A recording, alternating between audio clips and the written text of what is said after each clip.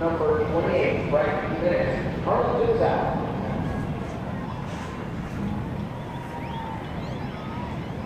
Number 33, Santos Carizales.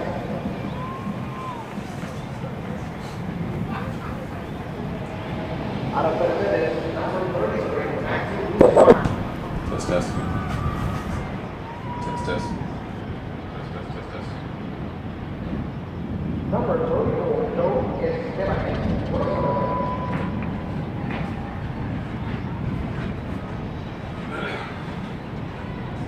Number 38, Brando Perez, first safety.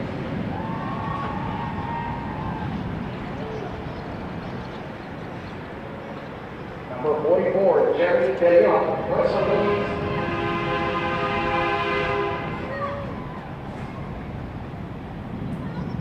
Number 44, Romano Cuella, Mercedes.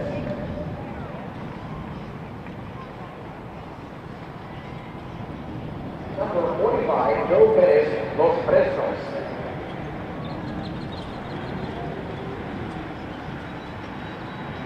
Number 50, Julio Maldonado, Rio Hondo.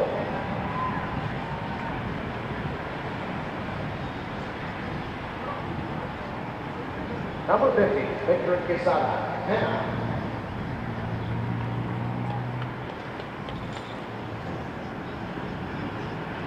Number 51, Jamel Garza, San Benito.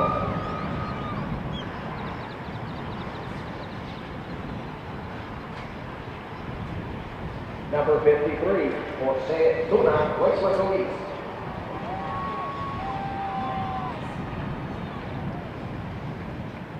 Number 53, Irán Morales, Pace.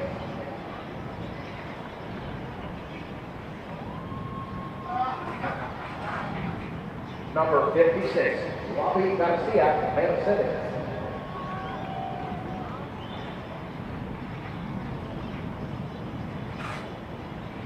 Number 56, Adrian Monsiváis, Raymondville.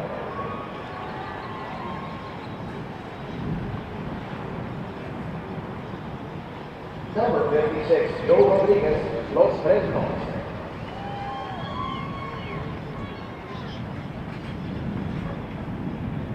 Number 63, Tomas Carmona, Westwood East.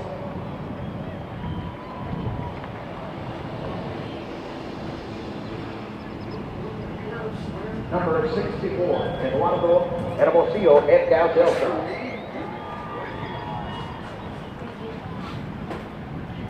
Number 65, Homer Zuniga from Arlington.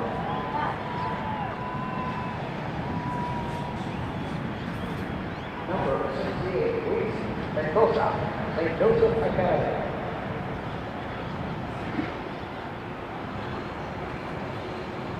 Out of Arlington, number 72, Ray Gonzalez. Where you at? Number 75, John Allen, Arlington.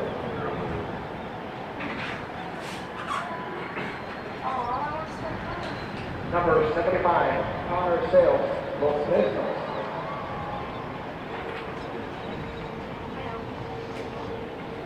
Number 76, A.B. Ramirez, Viper.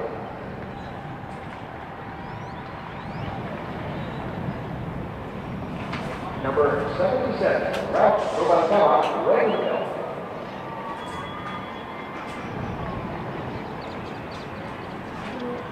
Number 81, Carlos Nieto, Lopez.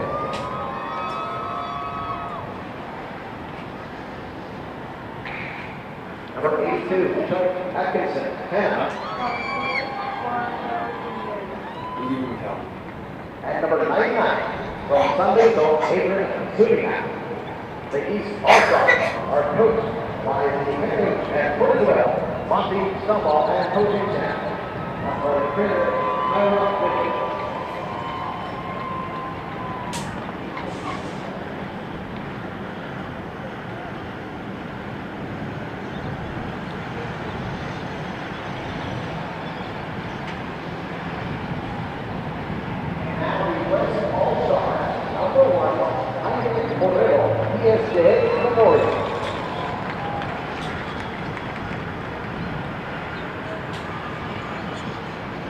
Representing Palmview, number 1, Brandon Guerra.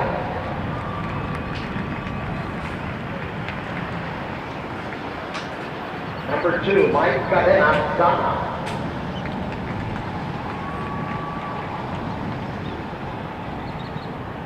Number 2, David Fernandez, Valley View.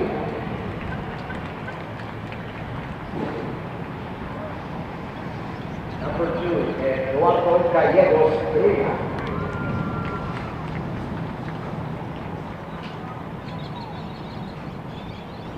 Number 2, Sergio Guerrero, Michigan.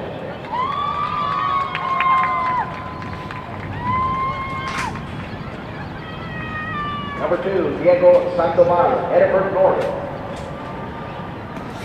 Test 1, 2.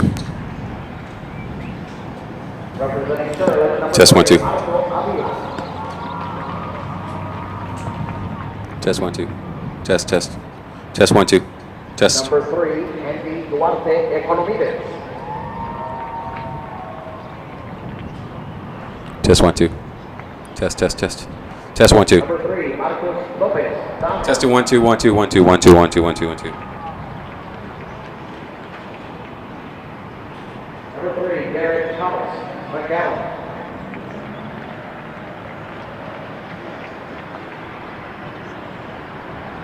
Number 5, Alexis Olano, Valley View.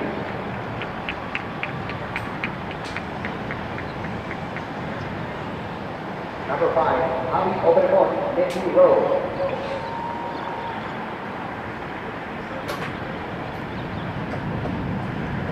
Number 6, Philip Cantu, McGowan.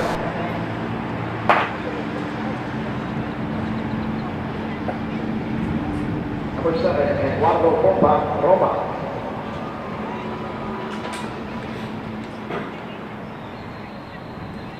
Number 7, Luis Vega, McAllen Memorial.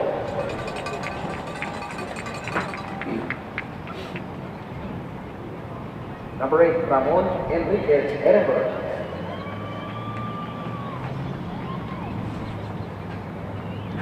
Number 8, Derek Sharp, McAllen Memorial.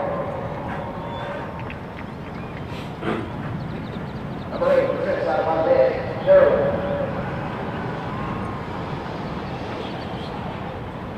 Number 9, Reyes Espino, Valley View. Testing 1, 2. From Hidalgo, number 9, Frankie Valle.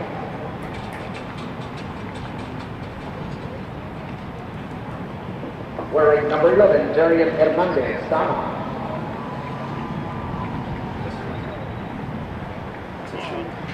Number 11, J.C. Valdez, Sherwood.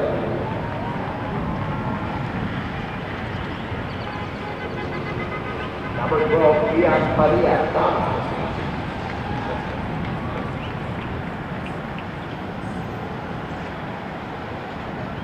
Number 13, Eric Flores, Mission. Testing 1, 2, 1, 2. Test, test, test. Testing 1, 2, 1, 2, 3, 3. Test, test, test. Number 14, Colton Todd, McAllen Memorial.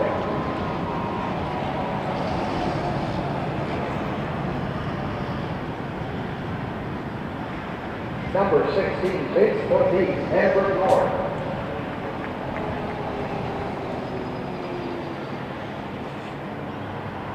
Number 17, Sammy Basilio, Palmview.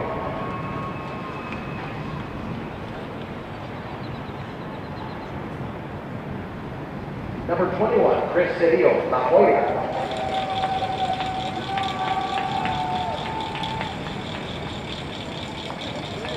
Number 22, Jason Cole, Sherwood.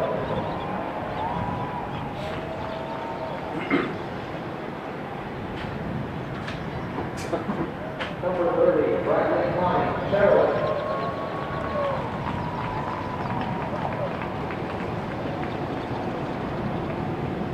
Number 34, Alberto Roque, Mission.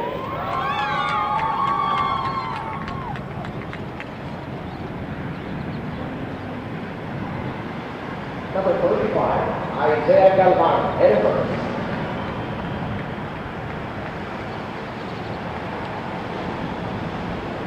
Number 44, DeAndre Henry, PSA.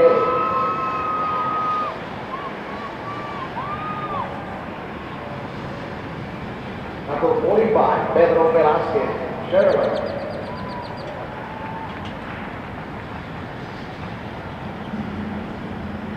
Number 53, Jose Paso, Juarez Lincoln.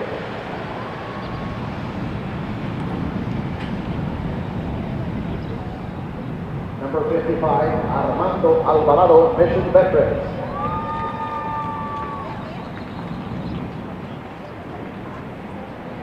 Number 55, Andrew Benavides, ESJ North.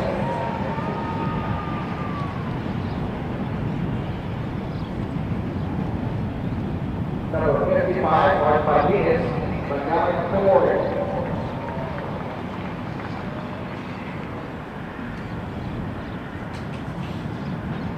Number 56, Emmanuel Barbosa, Sherwood.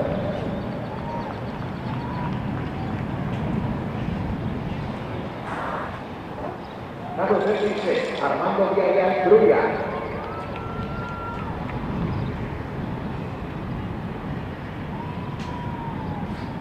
Number 60, Ruben Ruiz III, Rio Grande City.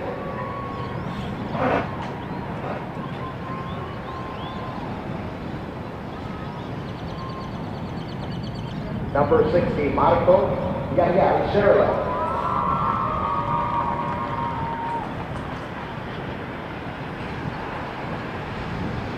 Number 61, Jesus Esparza, Valley View.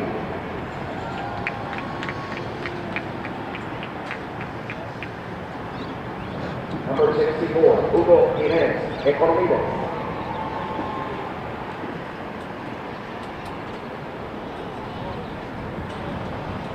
Number 75, Adonis Cruz, Mickey Road.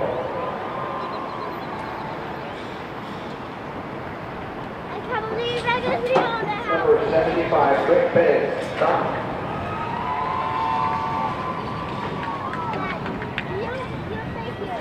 Number 78, Luis Garcia, Sherwood.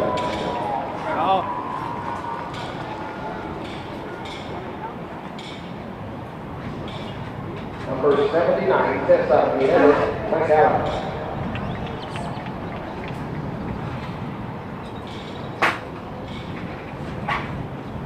Number 83, Adrian Salazar, Mickey Road.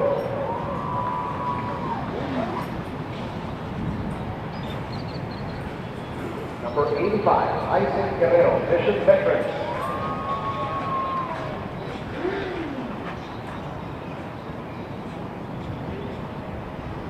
Number 88, CJ Martinez, Mickey Road.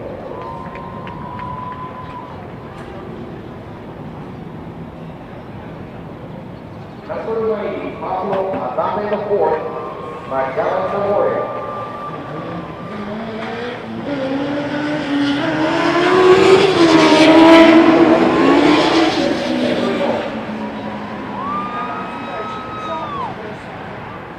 And number 99, from Everett, Jonathan Forsyth.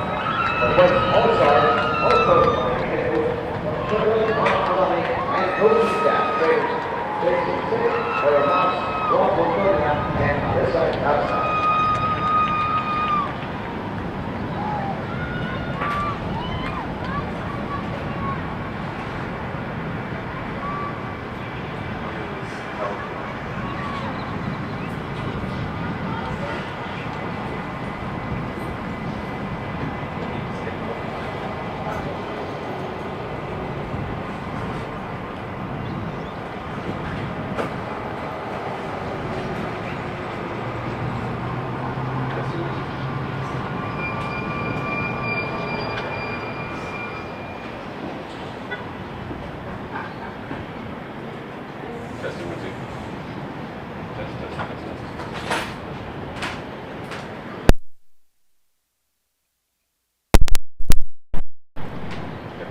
We're on.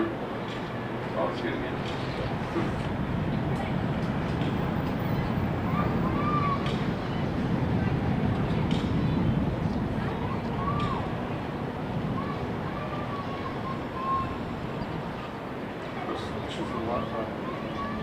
I don't know. I have a hard time. But if you want to get Wi-Fi,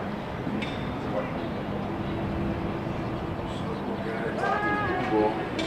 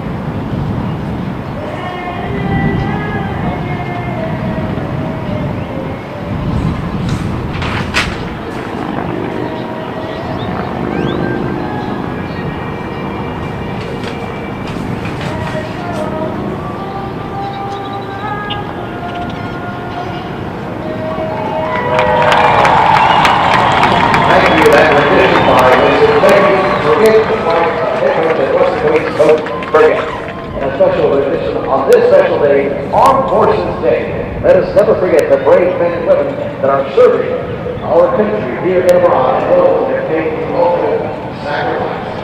Thank you.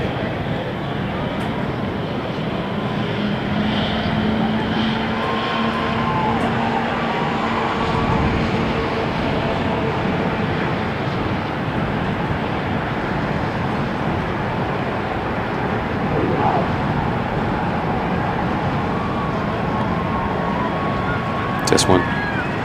Test. Test one. Test. Test one.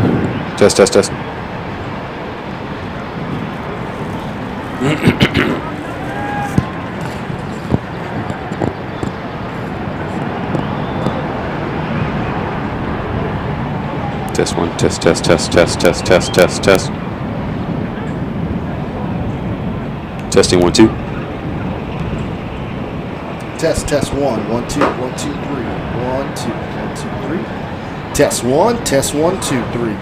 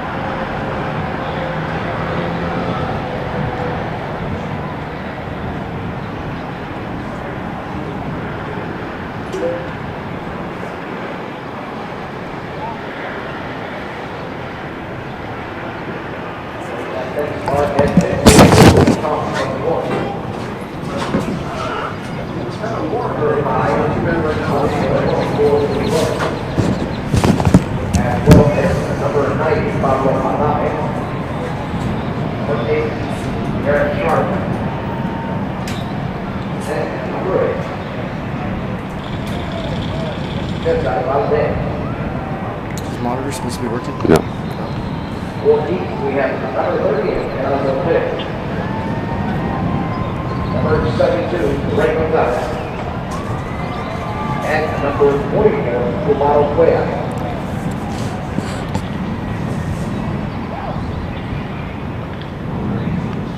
Where's that one is off? Elected to receive.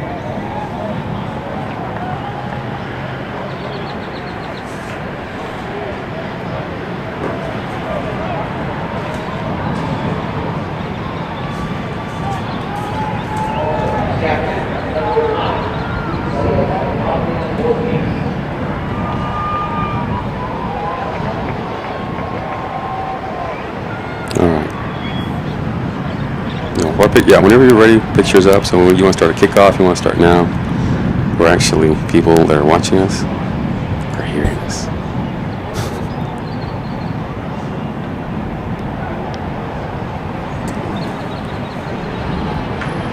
And we welcome you to Bobby Lackey Stadium here in Weslaco, Texas for the final game of the 2013 football, or 2012-2013 football season here on 956 Sports, as we bring you the exciting RGVCA, that's the Rio Grande Valley Coaches Association, all-star game between the East and the West. Hi everyone, Alex Del Barrio alongside Carlos Robledo. Glad to have you aboard here on 956sports.com. And Carlos, this is always a fun one for us here at 956 Sports because it gives us an opportunity to see some of these players for the last time and opportunities to say goodbye to some of these guys who have great high school careers. Yeah, and you know, they come into these games and they're excited because they get to play football one more time before they graduate, and we get to do football one more time because we get to see it.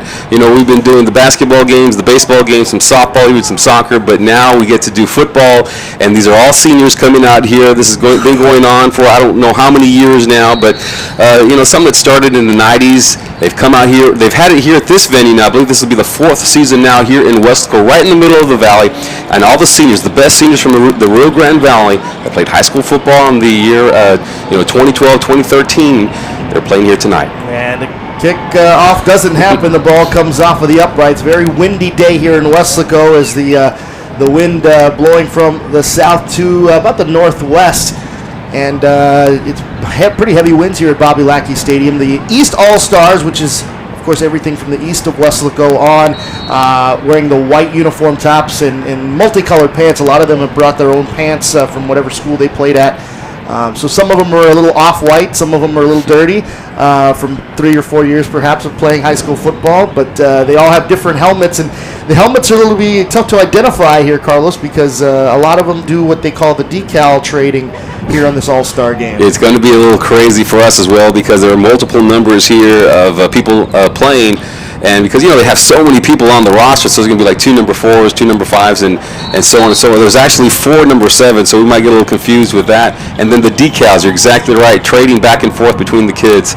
And so, you know, it's going to be hard for us to distinguish the players. Kickoff goes into the end zone for the touchback, and we already get a little scuffle here, a little competitive scuffle going on over near the 25-yard line, and that's exactly where the East All-Stars will take over from the 25.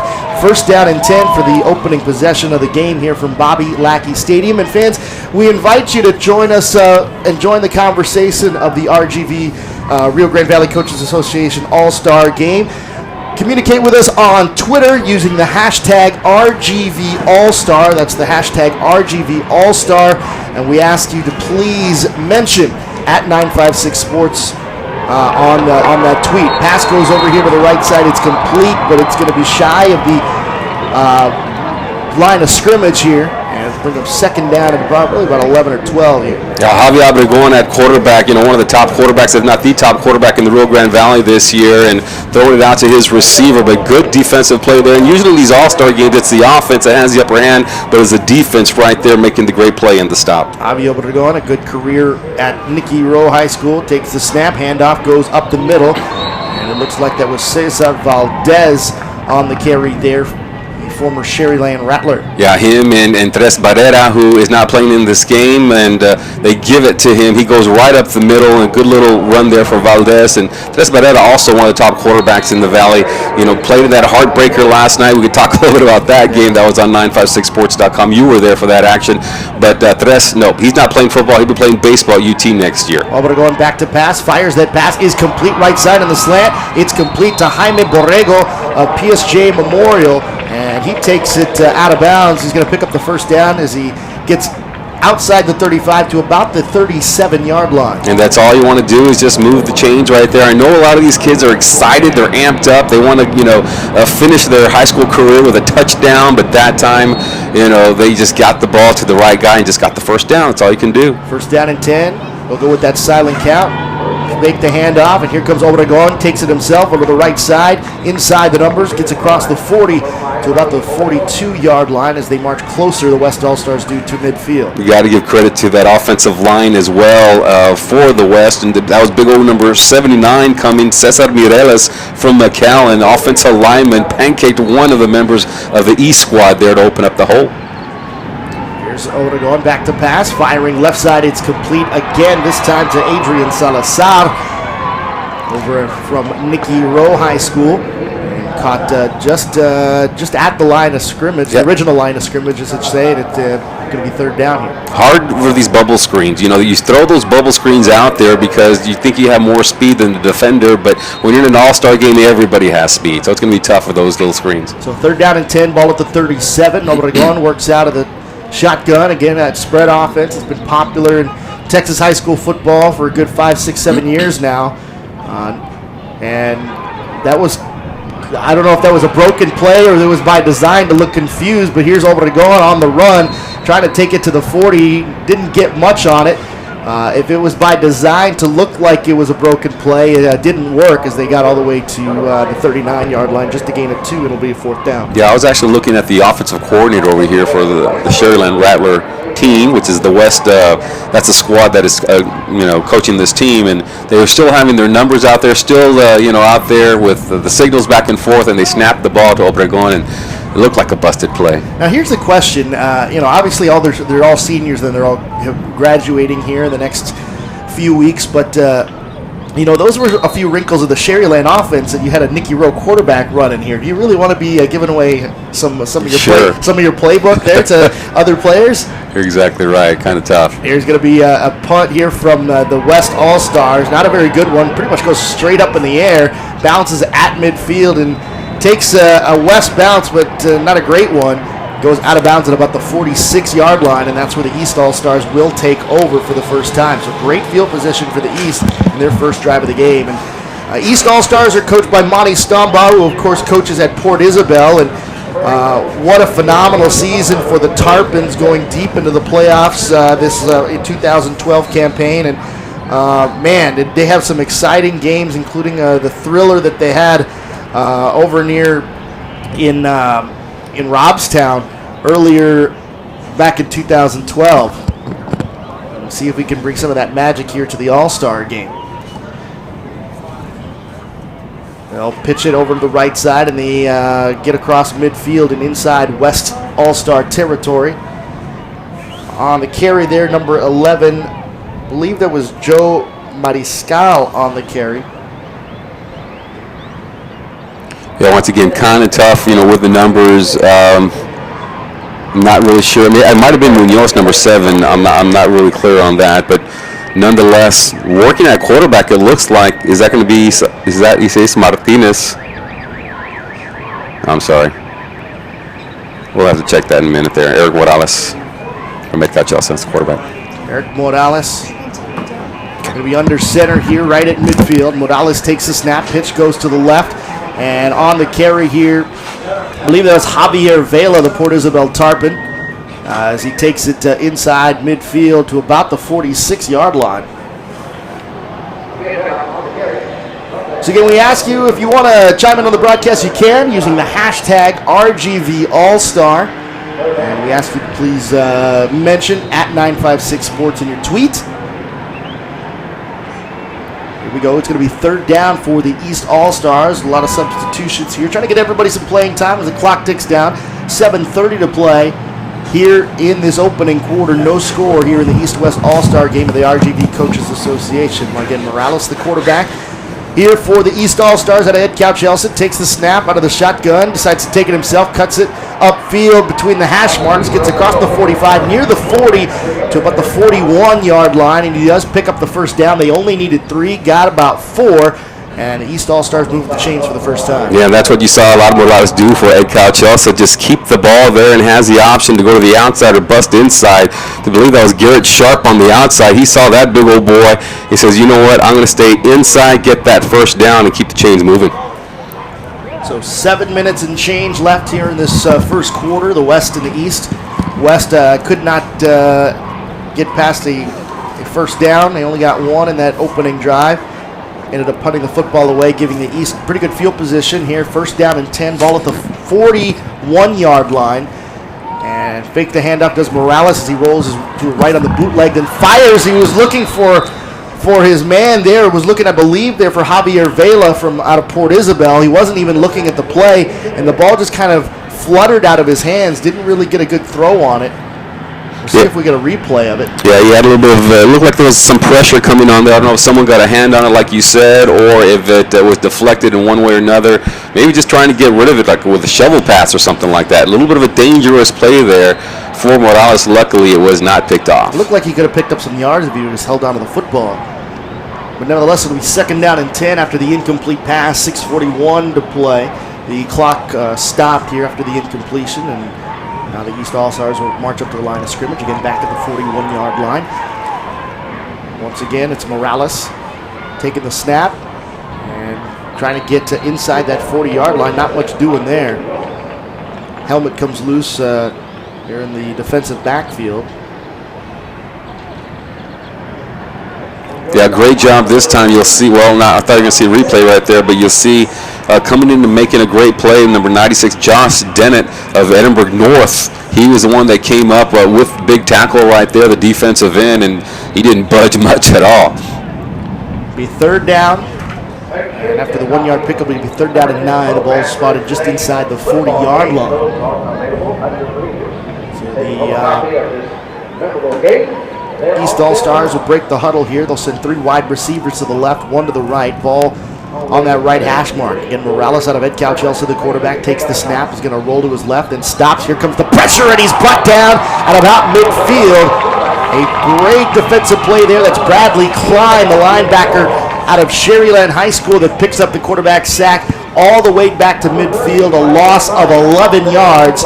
And the East All-Stars will now have to punt. Yeah, Klein came in in a hurry, practically untouched, went back there, made the sack, and that's one of the things. Talking to some of the kids before the game, doing some interviews down there on the field, all the defenders, they were all saying, yeah, I want to get a sack, or I want to score an interception. Everybody wants to make a big play. Klein got his on that play right there. So both teams go a first down and then out after that. You get a penalty marker down here all the way back near the 5-yard line.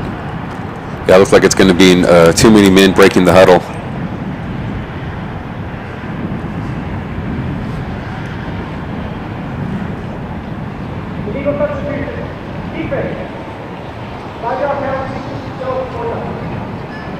So that'll move them. They'll give them an extra 5 yards there, but they're way back. They're fourth down and about 20 yards to go, 17 yards to go. They're still going to have to punt. They will be punting with the wind, so that'll be good here. But there's going to be a couple of guys back there to try to return the ball, for the West squad. So we'll see what happens here. Again, the red uniform tops, that's the West All-Stars, and the white uniform tops the East All-Stars. And punter having some trouble with it. Finally gets it away. It's going to be scooped up at about the 10-yard line. And trying to get a return, not much doing there. Number 6 on the return, that's Philip Gantu, the defensive back out of McAllen. Doing some special teams duties as well. Just could not get a return. It's going to be a great field position if you're the East All-Stars. Yeah.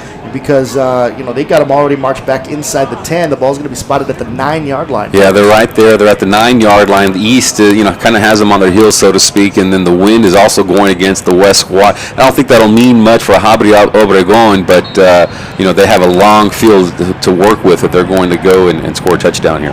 So first down and 10 here for the West. Ball at the 9-yard line. Again, they'll go with that silent count. Obregon takes the snap, and handoff goes to the right side inside the 10. Penalty marker comes down and goes into the pile. And we'll have to wait and see what the infraction is. They don't get much, but they do get about 3 yards on the play. Let's see what the official word is. Face mask called against the East All-Stars.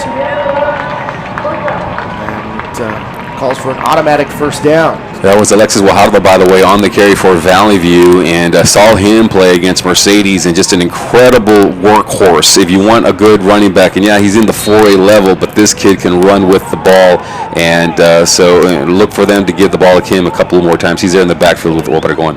So Obregon, out of that shotgun, takes the snap, looks to his left, and he's hit at about the 26 and tried to bounce off of it and kept going and hit again before he could get to the 30-yard line. May have gotten to the line of scrimmage. He did, which is at the 29-yard line, but not much after that. Yeah, it looks like that was Jose Luna coming in and getting the second, and you'll see it right there, right in the face mask of Obregon. He bounces right back up there. You see there with all the logos on. The Wildcat logo is still on there. He's representing Eastside here tonight.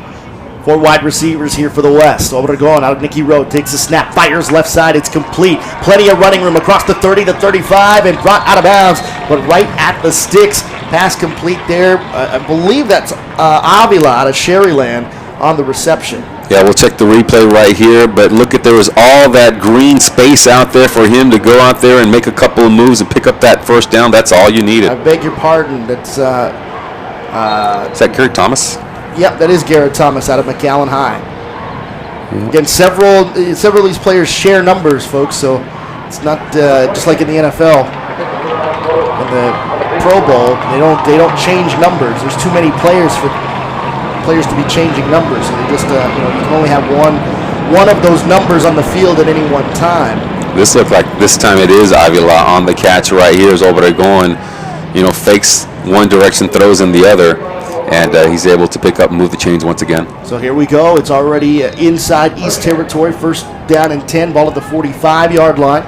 Obregon, the quarterback, out of Nicky Rowe. They'll put a man in motion. Obregon takes the snap. Handoff goes to the right. Get across the 40, the 45, up the sideline and out of bounds near the 20-yard line. We'll see where they marked him out of bounds, though. That's Alexis Guajardo, the person I was talking about, who can run with that ball.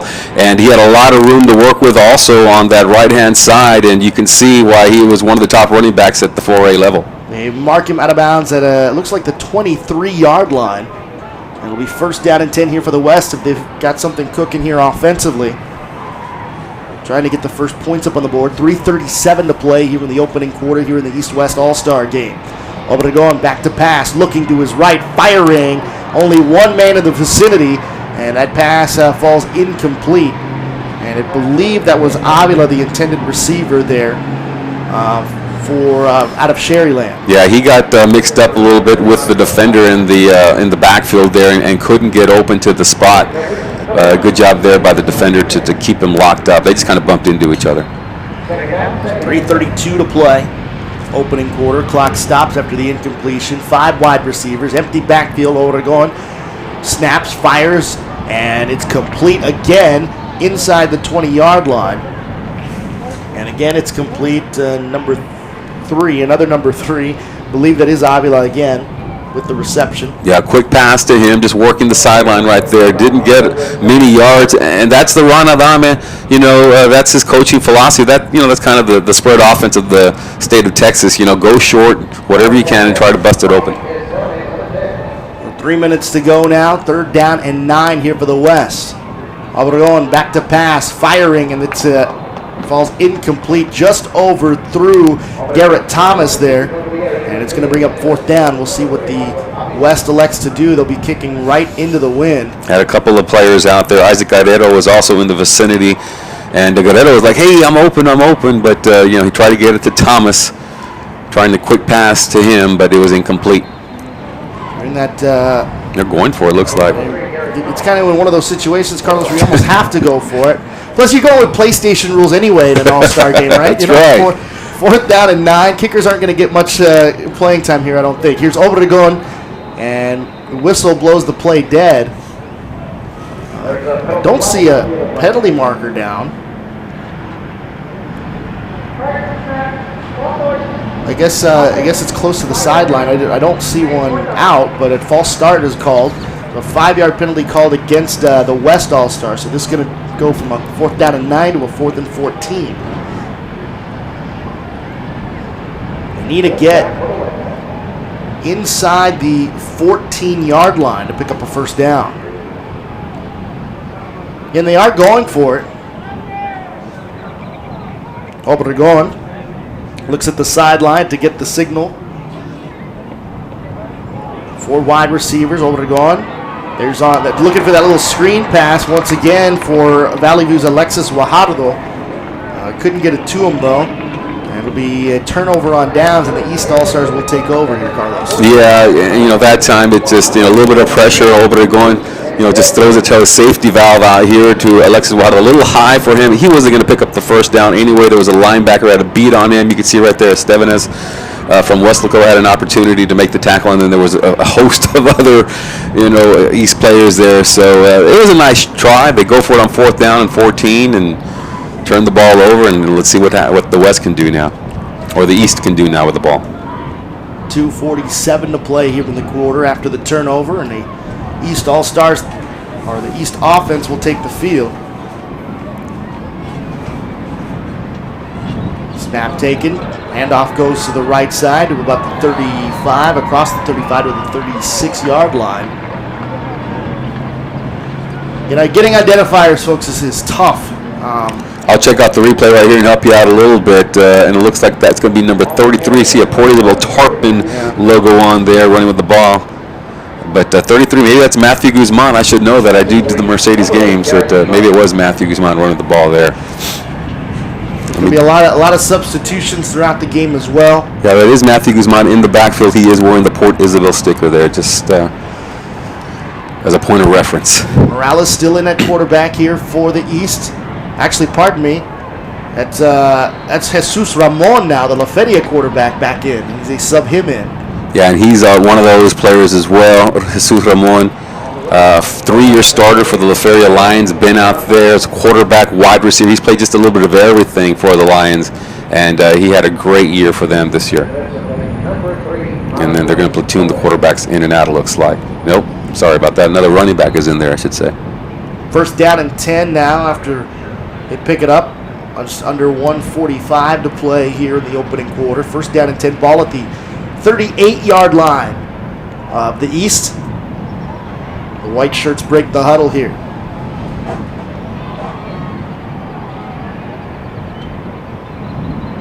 That's Ramon taking the snap, and he's tackled in the backfield.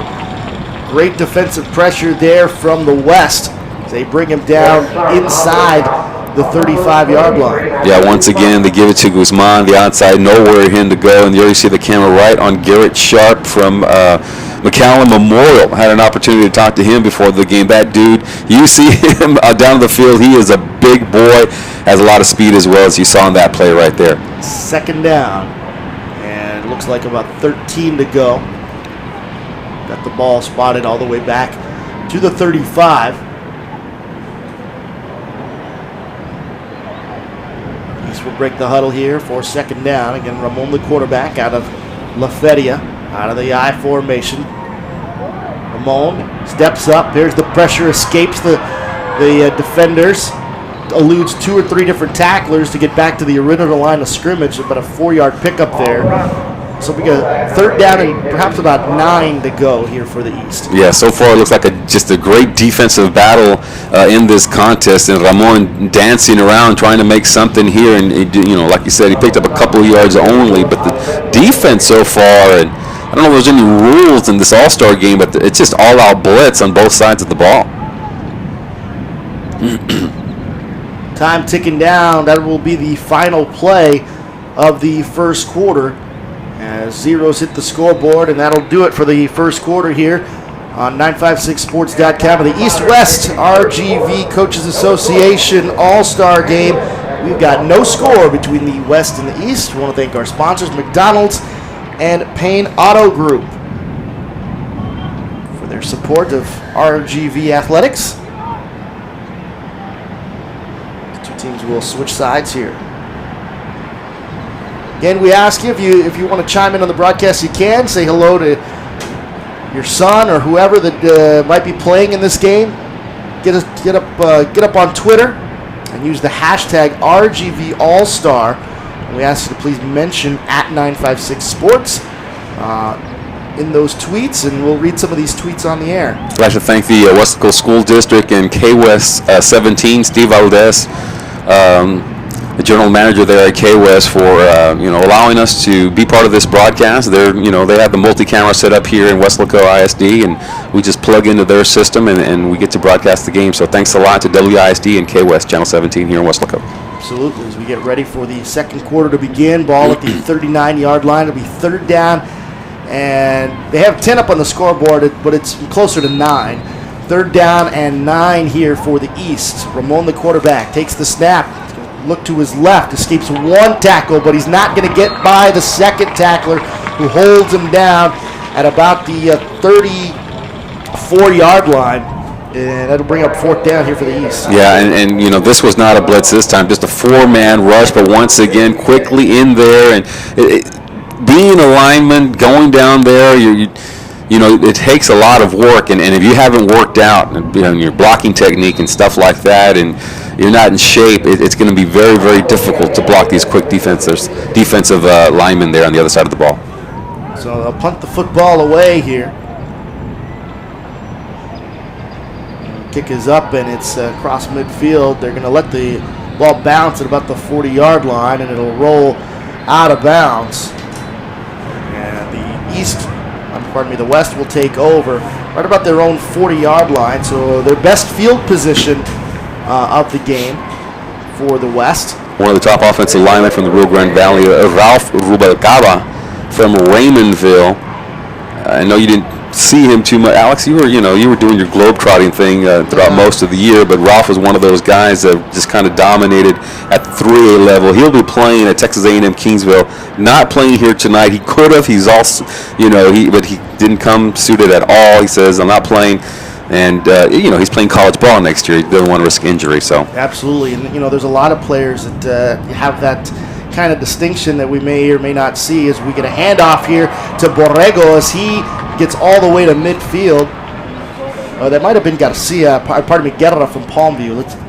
You had it right the first time. I was right the first time. Borrego. Now because they got both teams have black helmets, so that makes it even more hard to determine. But we've got an injured player down, but you're right, Carlos. Going back, we mentioned Tres Barrera earlier, who's committed to the University of Texas at Austin. But there's a lot of talk going around that with the upcoming Major League Baseball first-year player draft, that he may be a high draft pick there as well. So he may have to make another decision later on, depending on where he's kind of, if and when he gets drafted, and if it's high enough, he may have to make a really huge decision. Sure, one of the most exciting players that we have had in the Valley. Every year, it seems like there's a breakout player that we talk about, and he was the one this year. Him and a couple of other guys, but he, especially for his baseball talent, signing to play at the University of Texas. I mean, only the best players in the United States, maybe in the world, play at the University of Texas. It's always a top school. This year is actually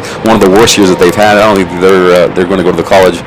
They're not going to the playoffs or anything like that. They're having a down year, but anytime you get signed to a major college like that, you got to be a pretty good player. And Tres Barrera signed the letter of intent, but you're exactly right. Could be drafted in the first round, and then he has that option. Do I go for the money now and go through the farm system and try to make it to the major leagues, or do I go to UT, play for Augie Garrido, try to win a World Series title, the national title at UT? I mean, either way, it's going to be golden for Tres Barrera. It was a heartbreaker last night.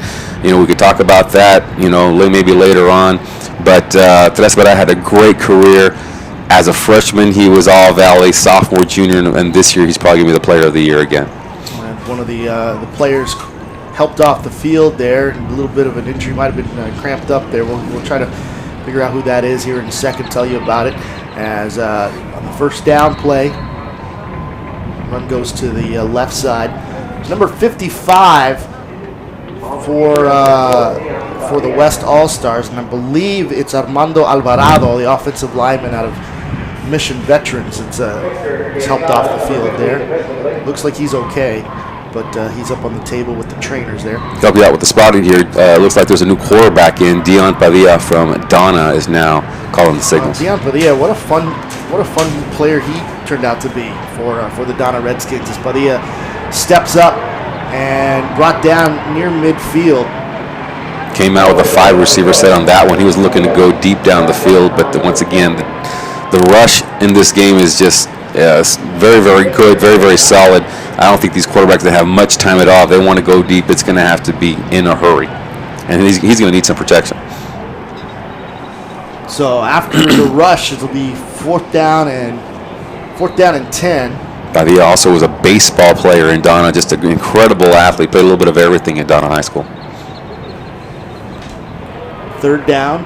We got fourth down on the scoreboard, but it is third down. Here's the bootleg by Padilla, and he's tackled in the backfield, just shy of midfield.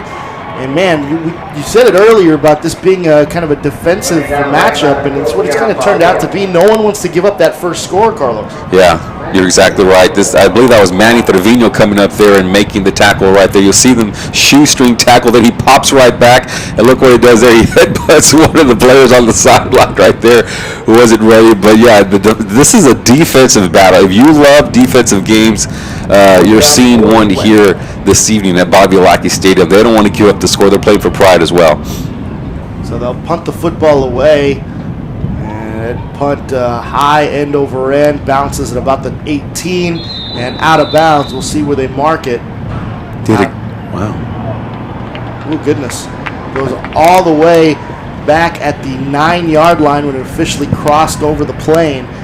And it's terrible field position again for the East All-Stars as they take over offensively. But let's see if they keep with, they stick at the quarterback with Ramon. If he stays in there, Eric Morales comes back in, and they try to get something going. Looks like, yeah, Morales is going back in at quarterback. Eric Morales, again, out of Ed Cauchelsa. Another great season for him. 8:45 to play, by the way, here until we reach halftime. Ed Cauchelsa had a great season led by Morales, and beat Port Lavaca Calhoun in a stunner in the second round of the playoffs. We'll go out of that I formation. Such contrasting styles here offensively here, going from the I formation of Port Isabel to that the spread formation of Sherryland between the East and the West here today. Yeah, it looks like this is Martinez now carrying the ball for the East. Isais Martinez from Ed Cauchelsa, so a couple of Yellow Jackets in the backfield now here. So make some more substitutions here. If you notice, Carlos, they don't have the 25-second clock going. I don't know if it's only being done in the field or if they're just giving them more time to freely make these substitutions to get as many players in and out as possible. You don't see as many. You may see one or two players every other play check out in a regular high school football game, and it's done in a pattern, so to speak. But here they're just trying to get as many players in as they can. As the quarterback is back to pass, they tried to get that one in the flats, but it falls incomplete just over the head of the intended target there. Yeah, once again, a little bit off. Both these quarterbacks a little bit off. Morales rolls one way, has a man wide open, just overthrows him just enough to fall incomplete. If he makes that catch, he's got some room there for a possible first down. Third down and 7 coming up here for the East. And neither team wanted to give up that first score. And right now, East having some trouble just putting something together offensively as they make some more subs here. 7:46 to go. The clock is stopped. Boy, that wind is howling on those flags right there, moving from the south to the north. Go from the kind of the southeast to the northwest. With a crossing wind. Again, out of that I formation. 2 receivers to the left here for Morales. Takes a snap. Thought the defensive jumped a bit early. Morales back to pass. Looked left. Now comes to his right. Net goes upfield, up that left hash mark, and gets to the line of scrimmage, but that's it. Just kind of nowhere to go for Morales there. Yeah, he made something happen there. Was able to avoid a couple of tacklers early on in the play, but they eventually caught up with him. But you see Martinez here, and this is why he was so dangerous at the 4A level. Look what he does here. Rolls to his right, stops, moves, and he did that all season long. But once again, this is an all-star game where there is speed to burn up and down the sidelines here, and eventually the defense caught up to him. So they'll punt the football away here. Frank Jimenez out of Harlingen South will do the punting. West is going to have the ball in great field position there, Alex. Jimenez takes the snap. The punt is away, and it's going to be, yeah, you're right, inside East territory as the ball bounces and is blown dead. It's going to be inside the 40-yard line where the ball will be spotted, and the West All-Stars will take over offensively. Yeah, that wind blowing, in the face of the punter right there. So you get the ball in great field position now. Let's see what Coach Adame does. You got a great opportunity. You're, at the 37-yard line or so, and let's see if you can get something going. One thing we haven't seen in these All-Star games, you always see a couple of trick plays here and there, but nothing yet. Let's see if Coach Adame pulls something out here. You got the Sharyland coaching staff for the West and the Port Isabel coaching staff, Stomball, and his staff on the east side, by the way, guys. So 4 wide receivers here, 1 man in the backfield. Padilla back in at quarterback here for the West. Handoff goes up the middle. A lot of second, third efforts there to get inside the 35 to about the 34-yard line. Looked like that was Henry carrying the ball for PSJA, and he did a good job of carrying a couple of tacklers with him. He picked up 3 or 4 yards just on his own. You like to see that if you're a coach. 5 wide receivers here now. So second down here, 7 to go. Pass left side is complete again to Borrego, PSJ Memorial. And a little bit of disagreements going on between the West and the East secondary here. Great tackling so far in this football game, as you see right there, coming up and making the tackle for the East side, and that was Joe Estevanes. We should be, not surprised much. He was a great tackler and a great defender for Westlaco. He was able to get rid of his blocker and make the tackle almost simultaneously. Looks like they lost a yard on that, so it'll be third down, and it looks like about 9 to go. They'll blow the play dead. Look, it's going against West. Looks like a false start called against the West All-Stars, so this will come 5 yards back. And again, no offensive rhythm been able to put up by either teams. Both teams' first drive, they got a first down, but then couldn't capitalize and do anything more after that. Yeah, when you have an all-star game, you got to keep it as simple as possible because, because of the penalties, the false starts and stuff like that, people aren't familiar with the offense or the plays. Padilla back to pass, had a man, and he's hit hard. As the pass falls incomplete, looked like the intended receiver was Cesar Valdez out of Sharyland. And he's pushed down to the turf. Yeah, the safety was able to come up and make a big hit. You'll see it on the replay right here. Lowers his shoulder and makes the hit. Didn't quite catch the number. Looked like maybe number 26 back there. That was Josh Cordova out of Westlaco East. So you can bet he's probably a little excited playing his last game here at Bobby Lackey Stadium. Yeah, he's got a little pep in his step after he made that tackle right there. So timeout taken here. Again, we want to thank our sponsors, McDonald's and the Payne Auto Group, for providing this game to you folks here on 956sports.com. And thank you for their support of RGV Athletics here on 956sports.com. Yeah, McDonald's has been with us, since the beginning, the past few years now as a major sponsor of 956sports.com. And now we welcome Payne Auto Group, who has just signed on. This is their first month. They just started with us, and they're going to be with us throughout the entire school year 2013, 2014 as a title sponsor along with McDonald's, not only for all our broadcasts but also for our football show, The Huddle, which will be coming back again in the fall of 2013. Fantastic support by the Valley sponsors here, and big welcome to the Payne Auto Group to join in the 956 Sports family. Glad to have you. And they're going to go for a field goal, but at least line up for one, and it's going to be no good. Certainly did it. Someone over there in the other press box said it had the distance, but it looked like they weren't trying to be accurate with the field goal there, but certainly a decent leg there. Yeah, you're exactly right. Just a little bit off to the left and almost made it through there, unfortunately. That was Jason, and as they call him at the Sherryland Rattler Stadium, Jason the Incredible Hull on the kicking duties there for the West All-Stars. So now the East will take over. Ball at the 41, their own 41. Going back to Ramon at quarterback, by the way. So they're doing a little bit of free substitution, different quarterback for each drive. Guzman at running back. Here's the handoff to Guzman, and gets inside the 40, near the 45-yard line. So about a 3-yard pickup there. Nice first down effort. You know, a lot of these kids were out there trading logos back and forth, but two of the schools that would not trade logos was Mercedes and Ed Calchelse. A big rivalry, even in an all-star game. I was talking to some of the kids down there. Said, no, we wouldn't trade logos. We both knew that, hey, if I got one from Ed Calchelse, the Mercedes kids were saying I would probably just throw it away. So we decided just not to trade logos. So still a rivalry, even though they're playing on the same team tonight. Interesting. I wonder if that's even a problem in the locker room. Here's a pass complete and a good catch there inside West territory. Pass complete there to number 3, Jesus Ramon. Yeah, big 11, 12-yard pickup here, probably one of the biggest plays of the game so far, and that's what you're going to need. That's for La Feria Lion to La Feria Lion there.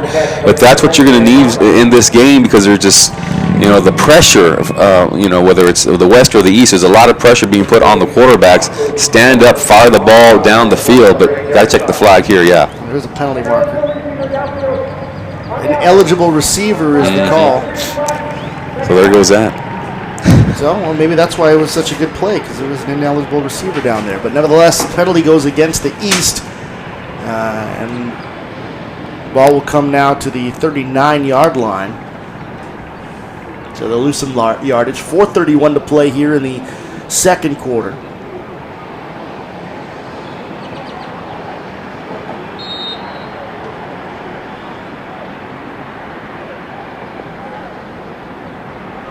Again, Ramon, the quarterback for the East All-Stars. So all the Westlaco schools are represented here on the east side. They made this the kind of the halfway line, but the east kind of the divider there. Everything from the west of that is the West All-Stars. Everything to the east of Westlaco joins Westlaco in the East All-Stars. And the handoff goes up the middle, but not much there. I believe that was Dion Conde, the Harlingen running back. Yeah, it sure was. Just a run, a dive up the middle that time, but the defense is once again pretty solid for the west side, clogging everything up the middle. Not a lot of big runs up the middle so far. Everything, all the big plays, if there's been any big plays, have been to the outside, either passing or running with the football. They're going to have to call a timeout on the field. We're hoping maybe during halftime to get a couple of coaches in here. We do see Coach Burgett, Mike Burgett, new head coach at Westlaco East, been at Westlaco East for several years now, just got the position, so hopefully we'll be able to bring in here and maybe a couple other guys at the half. Also like to talk to you, Alex, a little bit, about what's been going on with your travels around the world. Great to follow you on Facebook and to see some of the things that you've been doing with the Harlem Globetrotters. Good to see, people from the Rio Grande Valley to be out and on the national scene, so to speak, with the Harlem Globetrotters. And know you've sometimes to see you're in Egypt and other parts of the world. I mean, I bet it's been just a fantastic year for you. Yeah, it's been a lot of fun over the last couple of years. I think my country count is at 18 after the recent Egypt tour, and you can't ask for a better gig. Are you collecting anything from each country, anything possible, currency or stamps or anything like that? Definitely currency. Most of the time, you end up with, you know how it is going to somewhere else. You get stuck with kind of $5 here, $10, not enough to get re-exchanged. So you just kind of hold on to it, and I've got a little case for all the currency for that, and I try to get something, maybe a postcard or two. I try not to. It's very difficult to accumulate things as you're having to continue to travel here. As the East All-Stars try again here on the third down play, pass complete, nice play there. Not going to get much after they get to the 44-yard line. Pass complete, looked like error number 7. It was Noe Castillo out of La Villa with the reception there. Yeah, and that was a good little play right there. Trying a little misdirection. You fake it to the guy, then you start rolling in the other direction, and then you throw back to him to try to pick up some yardage right there. But once again, the defense was there to make the stop. But trying a little bit different, trying to get something going, and that's what you do.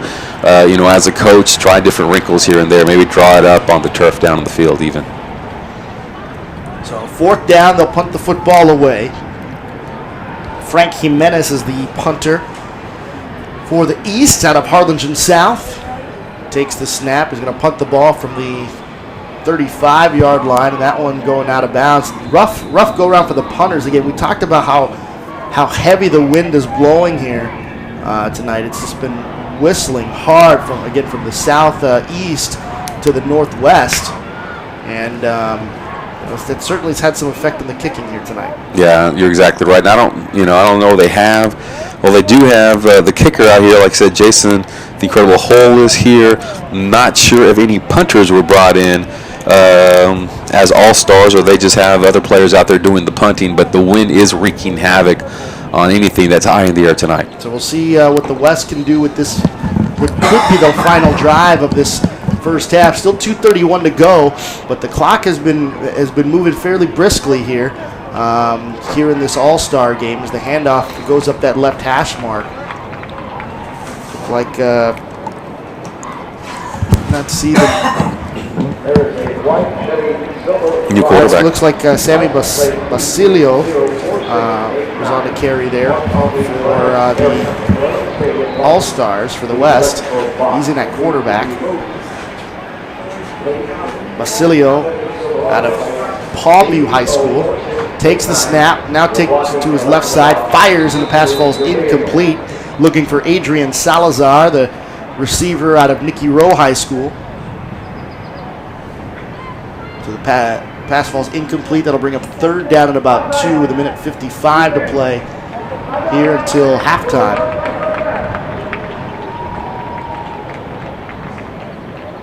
And quarterback number 17, Sammy Basilio.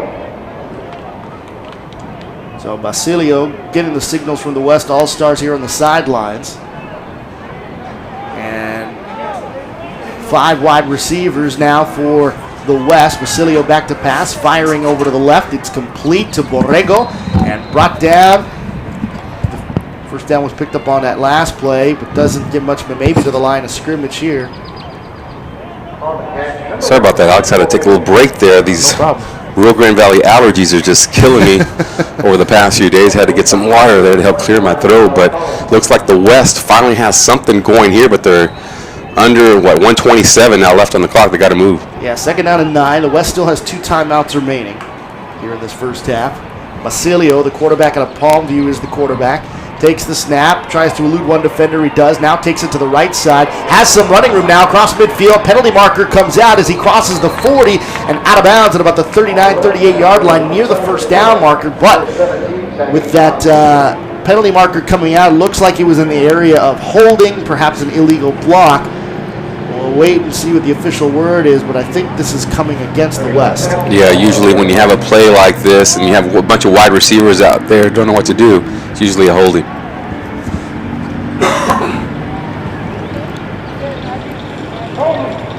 Yes, it is holding called against the West. 10 yards.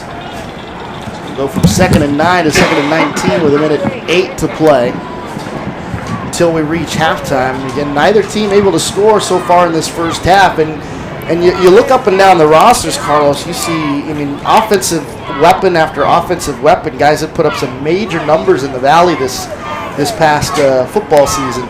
So right now, it's both teams pitching shutouts. Right? Well, and a lot of time they didn't have a lot of practice as well, so only about a week's worth of practice. So both teams look a little rusty on offense. So Basilio, the quarterback, 2nd down and 19 here, and a timeout taken by the West All-Stars, and they'll talk it over. Again, if you want to chime in on the broadcast, you can. Hit us up on Twitter using the hashtag RGVAllstar. Again, use the hashtag RGVAllstar. Tell us who you are, where you're from, who you're tweeting about, who do you want to say hello to. We'll read some of these tweets on the broadcast as it continues here. Make sure you also mention @956sports in your tweets, and we'll make sure to get them on the air. Let's talk a little bit about that baseball game last night. It seems to be the talk across the Rio Grande Valley in high school sports. You were there. You did the broadcast for us last night. First of all, thanks for stepping in. You can tell I have a cold. If not, I would have joined you with the broadcast. Tell me a little bit, what was the atmosphere like, especially in Tresca gets thrown out of the game and then the way it ended? Well, it was controversial throughout, and it was very difficult to kind of read the umpire's mechanics throughout the game. He was very shy in the mechanics, and what I mean, it was hard to tell what he was calling most of the time. Delays on the strike calls at home plate and things of that sort. And as Basilio takes a snap here, he fires, and it falls incomplete. There was a certain era of like something could happen here. There's going to be a wild ending to this one. The way it kind of was going, it was back and forth. One run here, they tied it up. Sherryland scores 3, they score 6, and then Sherryland answers back with 5. And then when you saw the play that was broken up with the arguing of the call, what I don't like to see, and this is a comment I will make because I used to be an official. I wasn't a high-level official, but I was a basketball official. I see this a lot, is when referees tee up coaches or eject coaches when they argue a call that you blew. And I would argue, you could say it's debatable, you don't want to make it in that situation because it would have ended the game and ended the season of Eagle Pass. But if you're not going to make that call, don't eject their best player. And allegedly, I don't know this for sure, allegedly the Coach Bickerton from the game for a call that you blew or that you refused to make a controversial call in that situation. Well, they made a controversial call at the end of the game, but they wouldn't make it there. Right, exactly, and that's what bothered me at the end was that why would you not make that call in the runner's interference play, but you'll make a balk call with the bases loaded and a team season on the line like that. Absolutely, kind of an unfortunate break for Sherryland in that game last night. So their season ended. And the way it did is that's not what you want to see. So it was very unfortunate. Just 4 seconds remaining here for the West All-Stars to try to get some points up on the scoreboard before halftime. And ball's going to be inside the 29-yard line. And before we get this last playoff, I have to give so much credit to Coach Bickerton last night, who allegedly they said he would refuse to talk after the game. Well, I got to him about 10 minutes after the end of that game, and he was very gracious, was very professional, talked to us after a very, very difficult where his team was openly weeping, his assistants were very upset, and he took the time out to talk to us at 956 Sports, and I have to give him so much credit for agreeing to do that because he certainly didn't have to. I asked him ahead of time, is it okay? And he said, absolutely, we'll do it. 46-yarder here. Here's Hull in to kick this one up, and it looks like it may have the distance, but it falls just short, and it's no good as there's zeros now up on the clock. So, after 24 minutes of football here at Bobby Lackey Stadium, the East and West All-Star game is scoreless. And despite some solid players and some really fun plays in this first half, again, no rhythm to be shown, and like you said, not a whole lot of practice time, and you got players that are playing in completely different systems with these two coaching staffs. Sure, absolutely. Let's go ahead and bring in Coach Burgett. I'm going to go ahead and you want to go ahead and I'll do the interview. Then I want to come back and talk to you as well, Alex, a little bit about what's been going on with your career with the Globetrotters. It's been very, very interesting. But let's see if we can go ahead and bring in Coach Burgett here to talk a little bit about Weslaco East. And he'll come in here in a little bit. He's still talking to the guys at K-West. But right now, the score is 0-0, East versus West. Carlos Rebel and Alex Delbadio bringing you the broadcast on 956sports.com. I'd like to thank McDonald's and Payne Auto Group for sponsoring tonight's broadcast, and all the sponsors on 956sports.com. Downstairs, they are doing some, looks like they're going to be giving away some awards and making some announcements. We'll be bringing you some of that here as well. And we'll also get Coach Burgett in here. But right now, 0-0, no score, been just a defensive battle. Two teams going after one another. It is halftime, and nobody able to get on the board. A couple of field goal attempts in this game, as something is going on with the scoreboard here at Bobby Lackey Stadium, by the way. Look like they're resetting it. But it is 0-0 here in the game. We'll have Coach Burgett, Mike Burgett, coming here in just a couple of minutes.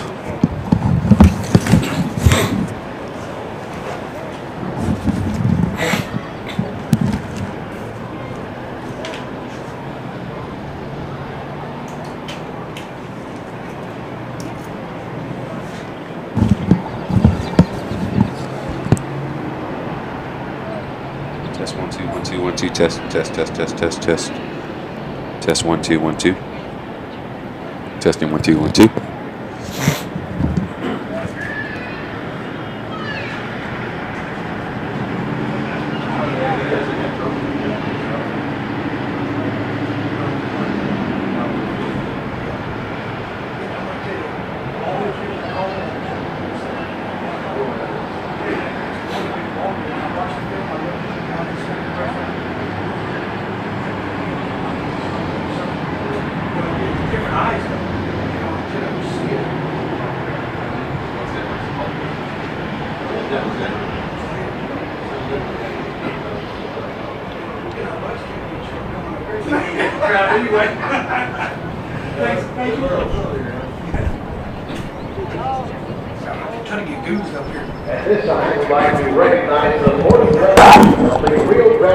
All right, welcome back to our broadcast on 956sports.com, where the score is 0-0 in the East-West All-Star game. And joined up in the booth here, going to put his headphones on here in just a minute, is Coach Mike Burgett, new head coach at Weslaco East, the Wildcats. First of all, Coach, you've been a coach, was it last year or a couple of years ago, of this All-Star game. How do you, with a week's worth of practice, how do you get a team ready for a game like this, first of all?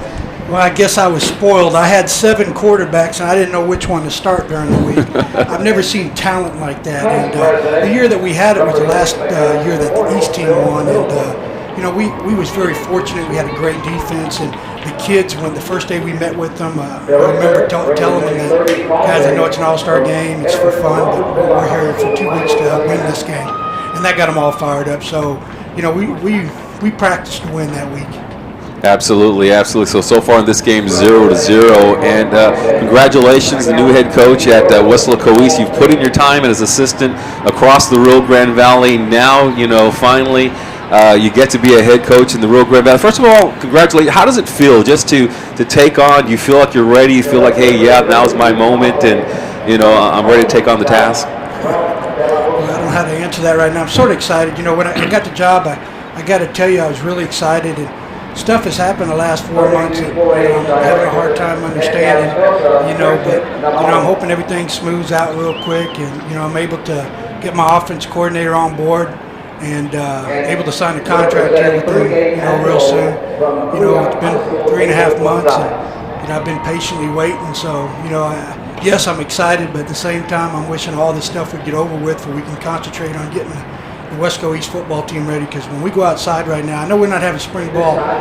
boy, them kids are working hard in the athletic field. Absolutely. And the key, and I followed Weslaco East football for a long time, lived here, worked at K-West for a long time. It always seems to be that the powerlifting program and the weightlifting program, the off-season program, has really helped Weslaco East to be the team that they are. How is that off-season program looking so far this year?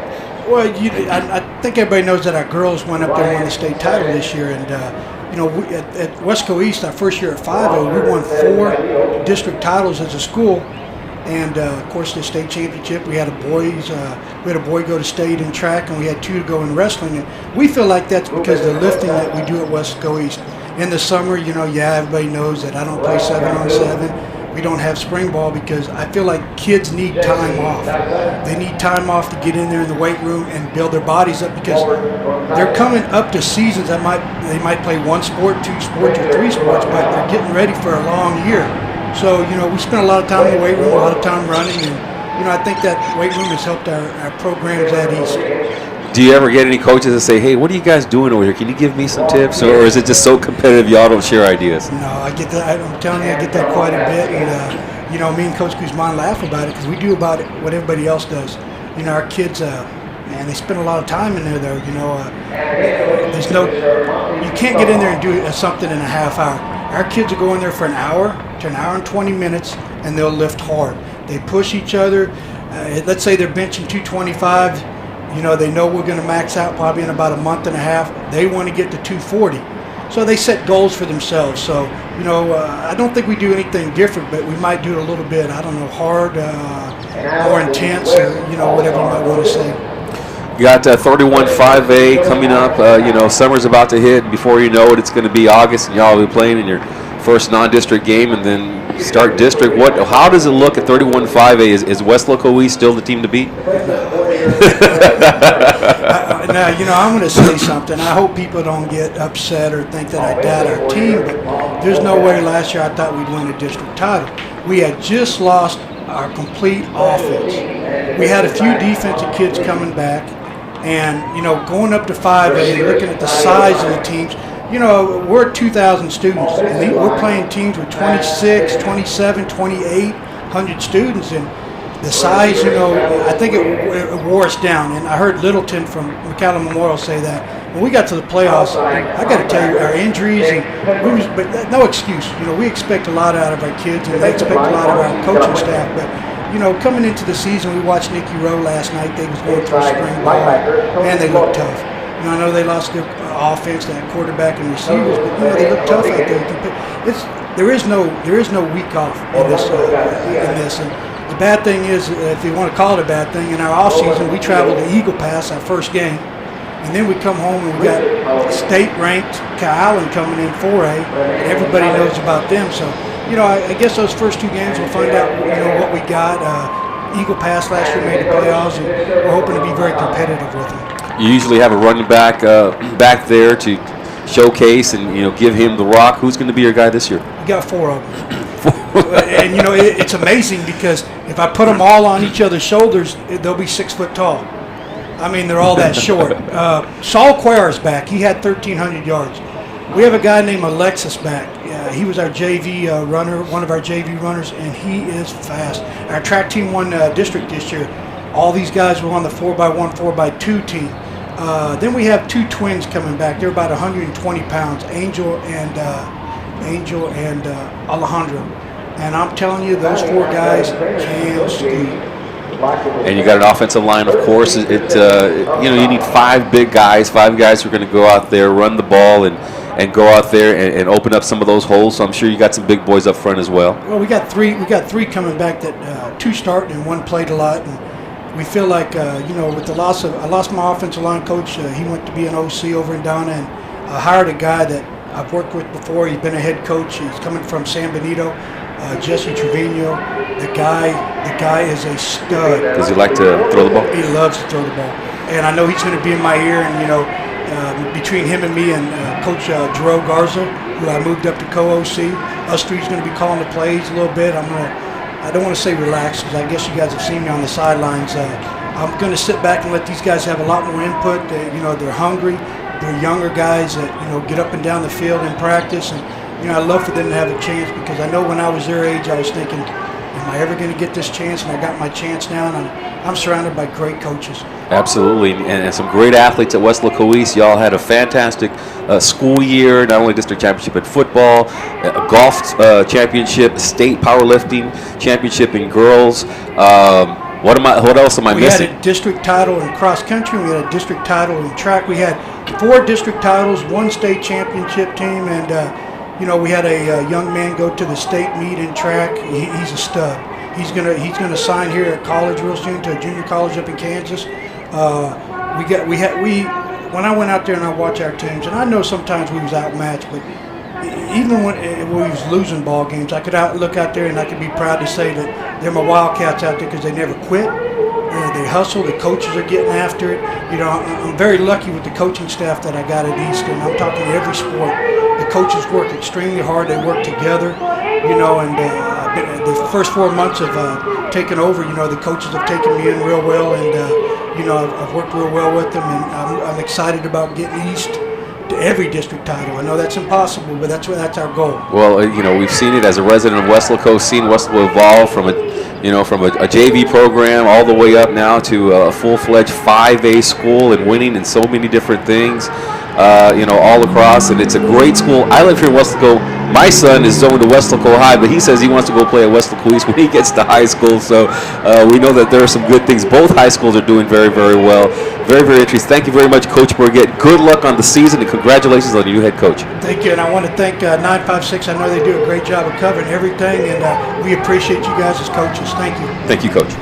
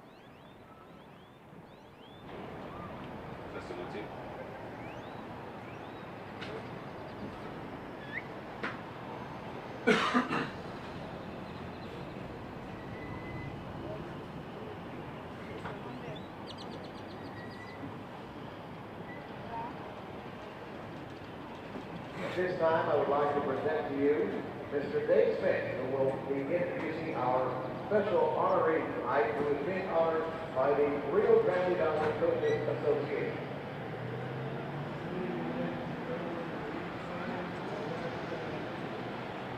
Say a little bit about Jesse Longhopper. Jesse was born in a small little town in North Michigan, about 784 miles from here. And he went from Michigan to the town of Donna, Edinburgh, Donna, Weslaco area with his family. And the Longhopper family moved here in 1939. 9 of the Longhopper's children graduated from Donna High School. Jesse graduated from Donna in 1955. While in high school, he participated in football, track, and winning all district honors, serving as captain of the football team. He also played in basketball. Upon graduation, he received a scholarship to Victoria Junior College. There he played 2 years under the legendary Rusty Russell. Victoria Junior College won the national championship in 1957. The Scouts at Texas A&I noticed Coach Longhopper, and he received a full scholarship to Texas A&I, now Texas A&M Kingsville. After finishing at Victoria Junior College, he got to A&I, winning his first national championship in 1959. He ended his career in 1960 as co-captain of the Catalina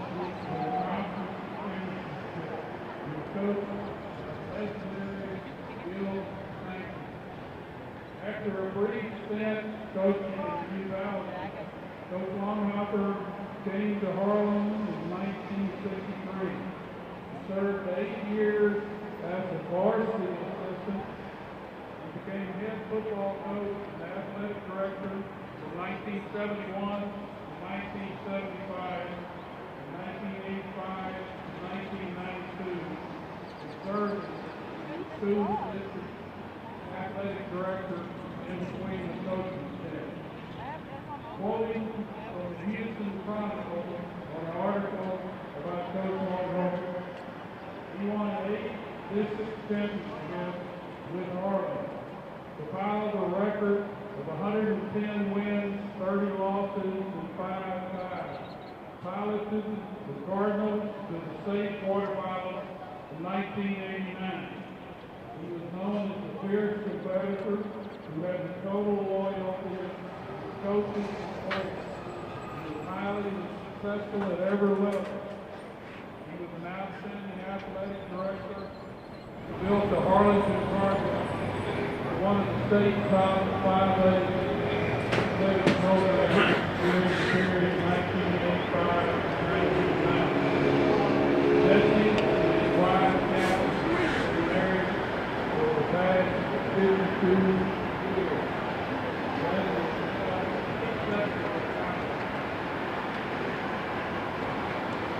Parents of 3 children, David, Megan, and Matt.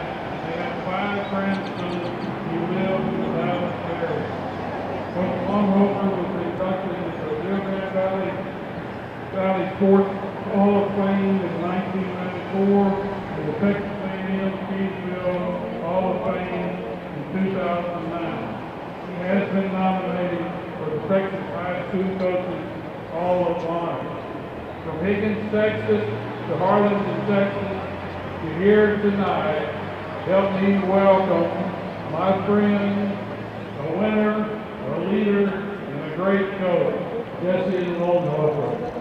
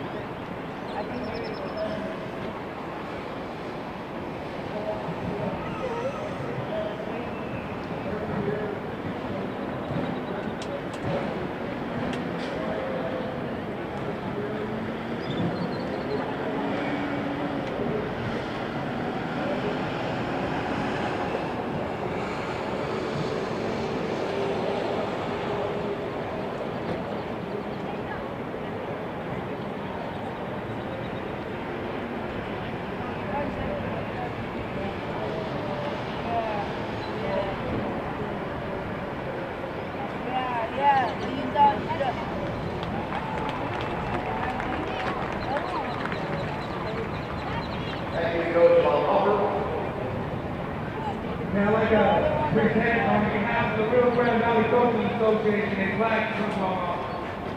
I was very fortunate to play underneath Coach Longhoffer, who I know for a fact inspired and motivated me to be the man I am today.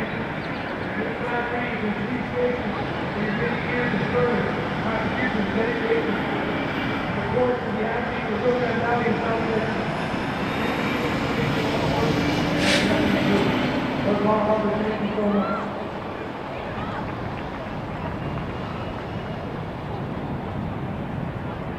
Well, the association would like to present Coach Longhoffer with a tag team to wear in his pocket and remember this day and this honor for the rest of his life.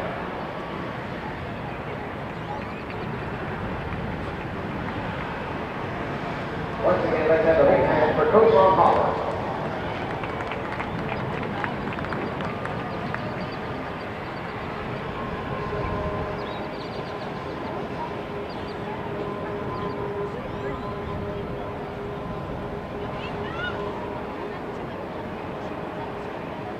On behalf of the Rio Grande Valley Coaches Association, I'd like to recognize Dr. Hospital of for their corporate sponsorship and helping us fulfill all the needs that we need in this All-Star game. We do have a representative from DHR with us today. I'd like to represent the social appreciation to Mario Wisconsin. For all your help, plans to go to the rest of the ball. All right, and our next event is something special, a great competition brought to you by the Doctors Hospital at Renaissance, the mascot punt, pass, and kick competition.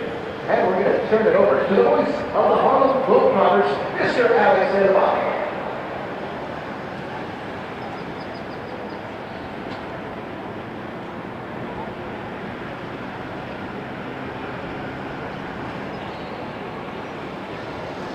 All right. You know, I've had an opportunity to get to announce events all over the Rio Grande Valley for my career here, and now with the Harlem Globetrotters, we get to go all over the world. But this is very special. Our first annual punt, pass, and kick competition with the Rio Grande Valley mascot. Our first competitor, let's hear it for the Brownsville Lopez Lobo. We have Stripes, the Mercedes Tiger. We have a pair of Mustangs, Mustang Sally and Mustang Sam. And our good buddy, H.E. Buddy. All right. So we're going to see who can throw the ball the farthest. We're going to start with the Lopez Lobo and work our way. We're going to start at the goal line, see how far you can do this. Lopez Lobo, whenever you're ready. Now we start at the goal line. That's where you want to like the big owner, right? I don't know, yeah. And then the second one was like 30 something. And let it go. I know I've got the West. The second one was 46. All right.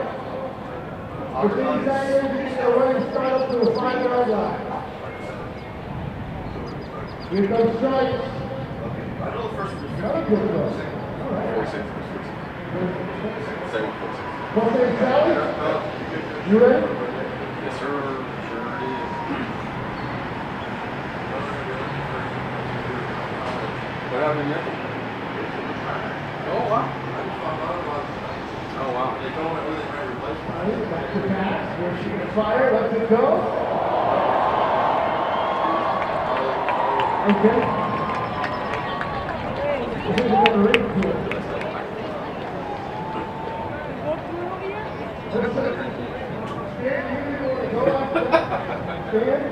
You're retired anyway, Jerry. Are you going to go now? Or are you just going to let her win? H.E. Buddy, what do you got? You run here? Yeah. His arms are short. Okay. All right. So, Andy, you're going to go? Let's go. Let's see you do this. Run out of time. Mustang stand. Right now, Sally's in the lead. Stand, let's go. Mustang household. All right, so Mustang Sally, how about a round of applause for the longest pass? You have enough time to get punt in. We'll get a punt as well. So Lopez Lobo, you ready to punt?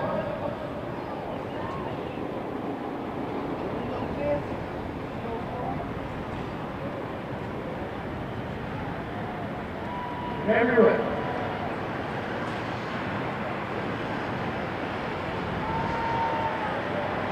Not bad. Not bad. All right. Here for the Lopez Lobo. Strike. Return on the punt.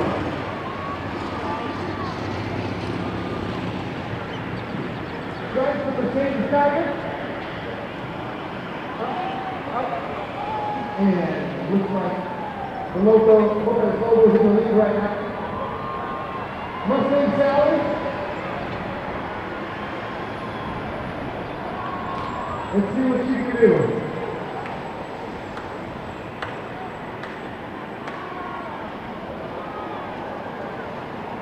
Okay. Can we get a blood test on Mustang Sally, please? All right, Mustang scan. How about it?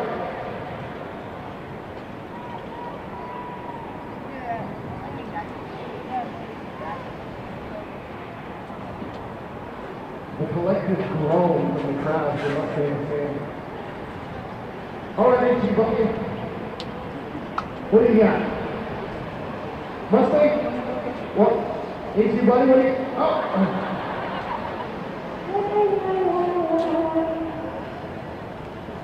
All right, quick field goal.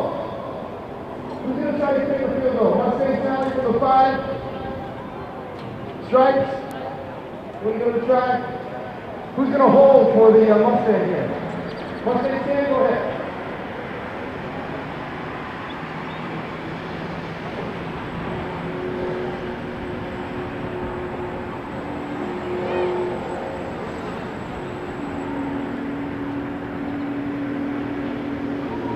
All right. Mustang stand.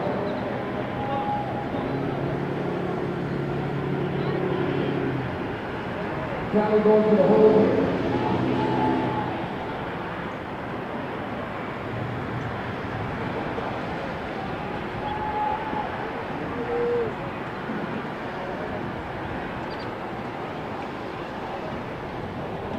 Okay, Sally.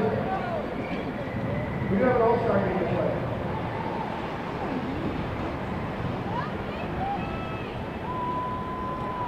Just a bit to the left. All right, Stan, what do you got? Mustang Stan, you lost the first 2. You can totally see yourself here.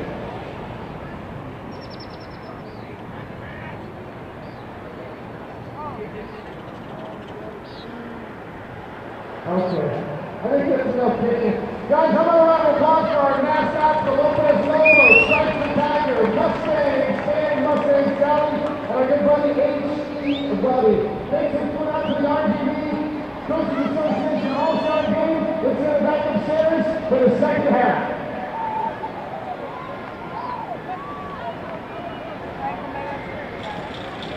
A big thank you to Mr. Alex Del Mario, the voice of the Harlem Globetrotters. A big thank you to Dr. Hospital and Renaissance for sponsoring this competition. And we are aware we have lost our screen for the moment. We had some staff trying to bring it from. We apologize for the inconvenience. We're working on the situation.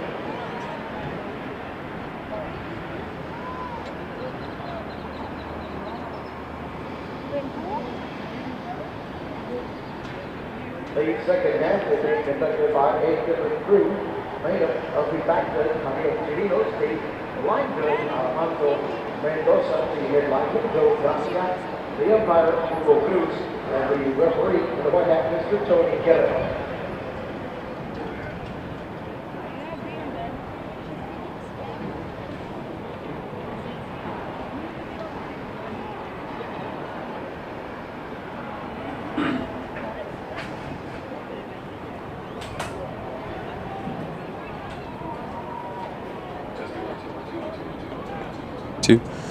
Test 1 2 1 2 1 2 1 2 1 2 1 2. Test.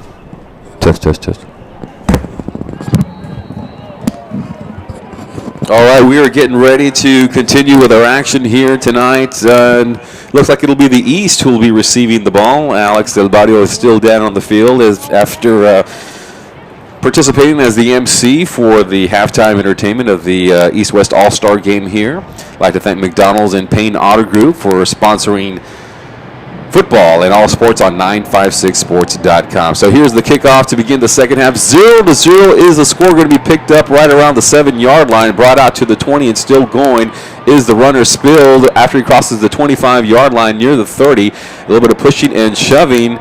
That's expected to see in this football game, but it will be the East that'll come out here and try to put points on the board here. It's been scoreless so far in this contest, but both these two teams, a lot of pride out there. Talking to the boys before the game, Alex will come in here. I'll let him catch his breath here before we get him going. But both these two teams playing for a lot of pride out there. Nobody wants to give up the score, and we'll see if something can get going here in the second half. As they both come onto the field, made their adjustments in the locker room, Alex, and we'll see what they have. Well, we'll have to wait and see. Hopefully the adjustments of the football game are better than the adjustments for those mascots that we saw on the field there at halftime. But looks like the East All-Stars here ready to go. First down and 10, ball at the 30-yard line. Quarterback under center here, and the pitch goes over to the right side to number 33. That's Matthew Guzman, the running back out of Mercedes, on the carry there for the East. Yeah, once again, it's not much of a movement going up. You'll see once again that offensive line firing out, trying to get a little bit of movement against that West squad, but a lot of penetration, a lot of bodies in the backfield disrupting things there.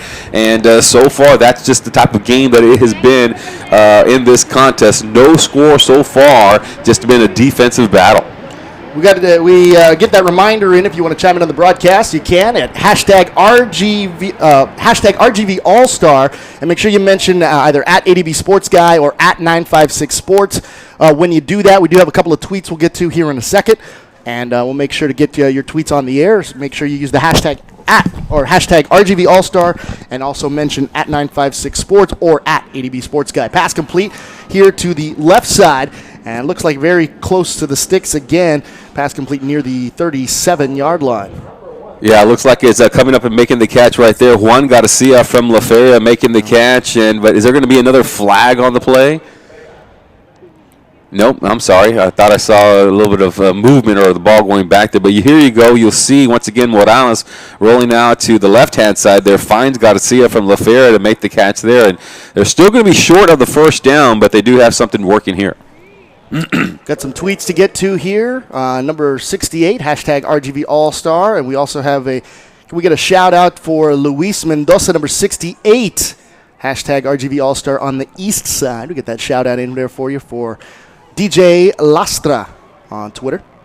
As a run goes here to the left, and it's outside the 40-yard line, and good enough for an East first down. Yeah, it looks like that's with Marco Munoz from Brownsville Veterans running with the ball there. Came in at quarterback, playing a little running back here as he spins forward, just trying to get the first down, and they do that, just running a little power football to the left-hand side, and Munoz able to get in there.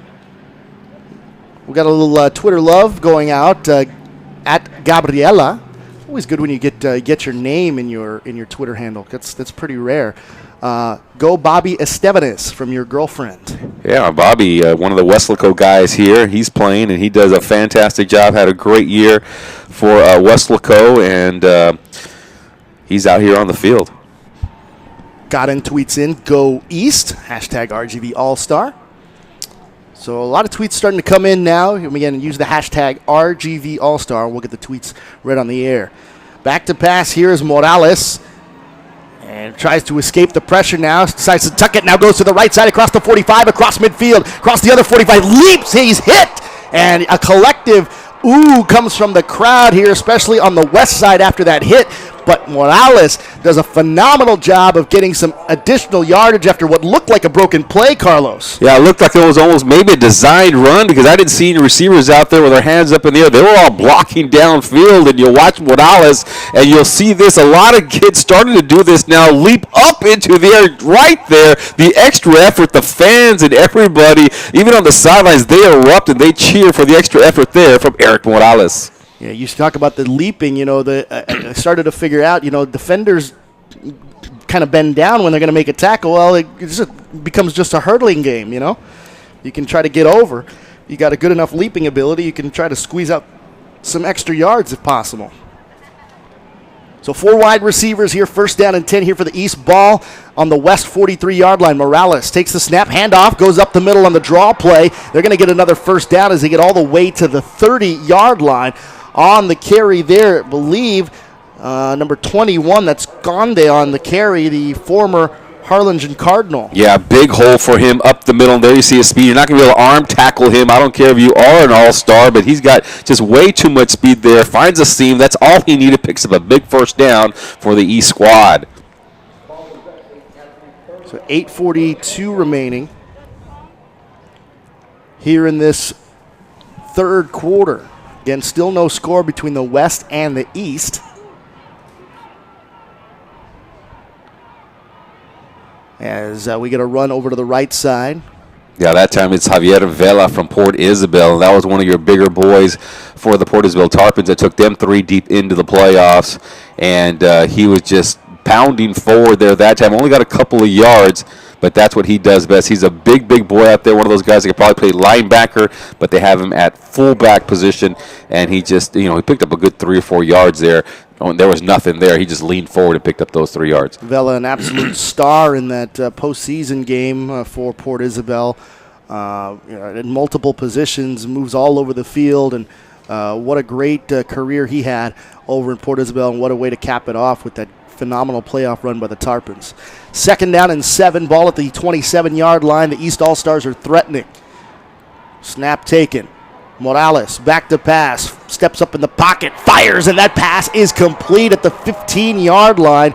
On the reception there, number 44, Jerry De Leon, the Westlaco East tight end. Yeah, big tight end right there. You'll see the replay right here. Morales had to throw that one, threw it into a little bit of coverage. De Leon had to go out there and snatch that one out of the air. You'll see the good coverage there, makes the catch, tackled immediately, but a big play for the East squad, and they had the ball moving now nicely. First down and 10, so it looked like the adjustments had been made for this East All-Stars. And you know what? It looks like they've opened things up a little bit. You remember in that first half, it looked like a Port Isabel offense, running that I formation, that kind of even some of the misdirection stuff. But now it looks like they've decided to spread it out and let Morales work to his strengths.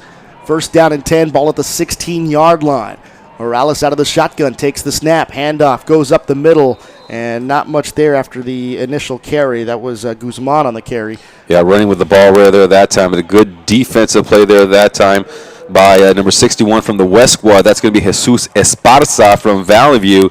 And he came up there and made the tackle. Also in on the play. Got to give props to Pablo Adame, the 4th from McAllen Memorial, as he was actually the first one to make the initial hit there. Good job by the defensive line of the West squad. Nothing there for Matthew Guzman of Mercedes. 2-yard pickup there. It'll be second down and 8 coming up here for the East All-Stars as they can still get a first and goal situation. They need to get to about the 7-yard line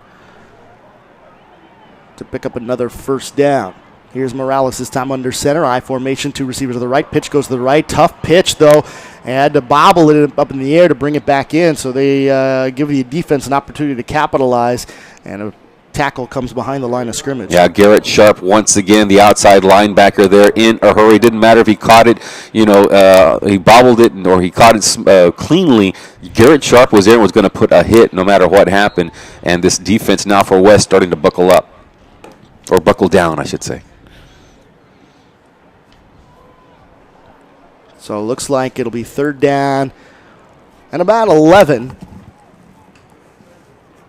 here for the East All-Stars. Still no score, 5.5 to play here, third quarter. Here in the RGV Coaches Association East-West All-Star game. 2 men in the backfield, 2 wide receivers here for Morales. under center. Takes the snap, fires, and that pass is almost interception, batted up in the air and nearly brought down. Oh. I believe that was Andy Duarte on the potential interception here. Let's take away. Yep. In and out of the hands there. Yeah, got the orange helmet on. Andy Duarte out of Edinburgh Economides. Yeah, that's what the West was looking for right there, because this is a drive, and actually they're going to strive for a field goal right here now, Alex. But Duarte trying to make the stop, and they're lining up for a field goal here. And kicking with the aid of the wind here into kick it. Looked like a 33-yarder. For the East All-Stars, Frank Jimenez. The kick is up, and that one is no good. So, with 5:07 to go here in the third quarter, we are still scoreless between the East-West All-Star game. You know, usually these All-Star games, you know, at least in the pro ranks, are usually high-scoring affairs, no defense. In this one, it's all defense, no offense. Yeah, and even in years past, in doing these games, and I don't remember the scores, but I cannot remember it ever being scoreless. Big plays left and right in years past in doing this broadcast. But here, it looks like both defenses have come out to make a statement. So the West will now take over at the 17-yard line. Handoff goes up the middle of the two hash marks. Not much there on the carry there. Looks like was Guajardo out of Valley View. Yeah, been a little tough here, a little tough going here for both these two teams. Also, you got to remember, testing has been going on over the past 2 weeks. They got a spring ball. Some of these guys had their own spring ball, so they could, they didn't participate, of course, in spring practice, but they only had a week worth of practice as an all-star team, so a lot of rust out there in the field. There is a catch. Obregon passes to the right, and it's complete to Adrian Salazar. That's a common hookup for him. Maybe that'll pay some dividends. Go to someone you're familiar with, his receiver at Nicky Rowe. Yeah, and it looked like what happened on the East squad. They also kind of got used to the pace of the game, the speed of the defense, and if the West squad of Obregon can get to do that now a little bit, they can get something going. Four receivers, Obregon handoff right side across the 30 to about the 32, 33-yard line. A little bit of pushing after the play there, but that's expected in a game like this. But nice little run there. It was Valdez on the carry. For the running back, Valdez, and they pick up a first down. And now the West, let's see if they can get something going. We've seen a lot of action in this game, just not any points on the board. 3 field goal attempts so far in the game is all that has happened. 5 wide receivers again, empty backfield for Obregon. Pass, there's that screen again, left side, it's complete. Here to Borrego, takes it down that left sideline, picks up the first down, and knocked out of bounds just shy of midfield. Finally get that bubble screen going for them. The coverage was there for the East squad, but you'll see some nice blocking come up to clean things up for the runner. You'll see this right here. There's the block on the outside, and then the receiver right there able to make Borrego the play after that. He's got a lot of speed, doesn't need a lot of room out there to pick up the first down. So here's Obregon, decides to keep it as the defensive pressure was coming, and he's going to be tackled right about the line of scrimmage. Yeah, this offensive line for both these two teams, they're just going to have to buckle down here and try to get a handle on the pressure that's coming from the east side of the ball there, because they are coming and in a hurry, both these two teams, and they're moving a lot of players in and out. You can see more substitutions going on down in the field. I know you see a cheerleader right now, but a mass substitution, so the defensive line, they're fresh. The offensive line might have to do the same thing. Second down and 10, ball at the 46 in their own territory. Obregon, the quarterback, takes the snap. Receivers mostly to the right. Obregon on the roll, fires, and that pass deflected. Good defensive play there. The pass was a bit short. Looking for his intended target, I believe that was number 85, Isaac Guerrero, the wide receiver out of Mission Veterans. Yeah, trying to get it out there to Guerrero, but he was covered and nothing really downfield has been open. These guys are going to have to be on target and throw accurately if they're going to throw against this defense. Secondary, I'm talking both sides of the ball for the East and the West. And once again, think about it. West is going against the wind once again. It's not as tough against the wind as it was earlier in the game, but it's still playing a little bit on the ball. So 2:56 to go here in the third. Obregon back, hands it off. And nowhere to run there. Believe that was Avila on the ball carry. Yeah, Avila just took the ball there, just a little end around, nothing fancy there, but the defense, once again, for East was there, stopped him, going to force the punt. You'll see the replay right here, and Obregon once again had the option to keep the ball or run it, but there you see, good open field tackle. That's a defensive lineman out there, Robbie Garcia of Mercedes, Robbie Garcia, defensive tackle, making an open field tackle there, and that is pretty nice. Usually those defensive linemen, they're right there in the middle of the pack, and they don't have to make those open field tackles. They just smack the guys when they come right at them, but that time Garcia making the running back stop and making the tackle. 4th down and 13. We're getting close to that 2-minute mark. They'll punt the football away. Ball's going to bounce just shy of the 35-yard line. And it's going to be down near the 32-yard line, and that's where the East All-Stars will have their second drive of the third quarter. What do we do if it's scoreless in an All-Star game? It stays that way. Wow. Well, because we have to go home and see if we won the Powerball. So you know what? I forgot to buy a Powerball.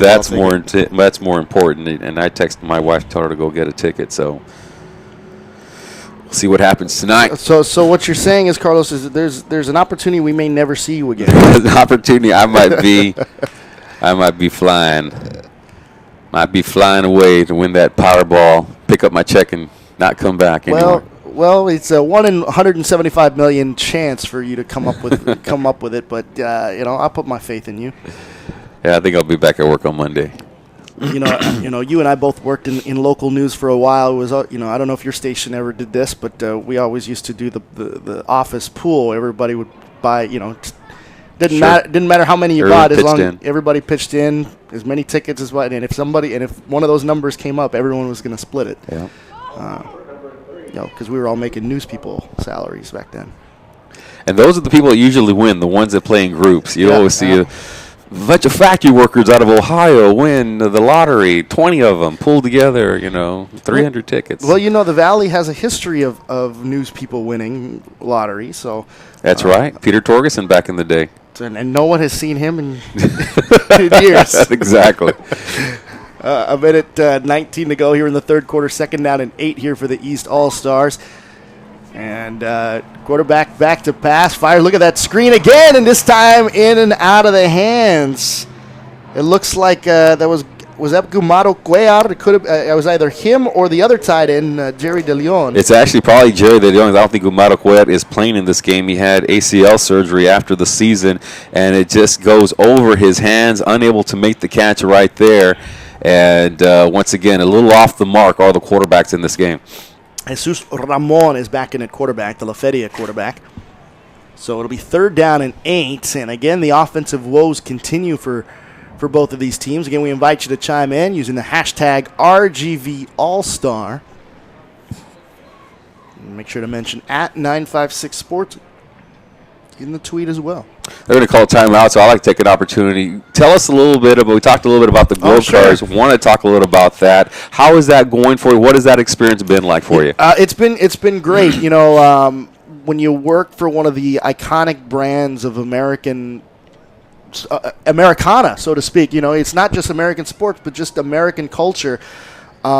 You're kind of introduced to a whole new way of kind of thinking, and then especially when visiting country after country, you get a kind of a global perspective on things, and you start to realize some of the things we may take for granted in our country, and it's been a lot of fun to be able to take our brand of entertainment all around the world, and one of the things that I take away from doing what I do now compared to working in professional or collegiate or interscholastic sports is, there's always a winner and a loser in interscholastic sports or pro sports, and there's always somebody upset at the end of a game in I'll call it legit sports.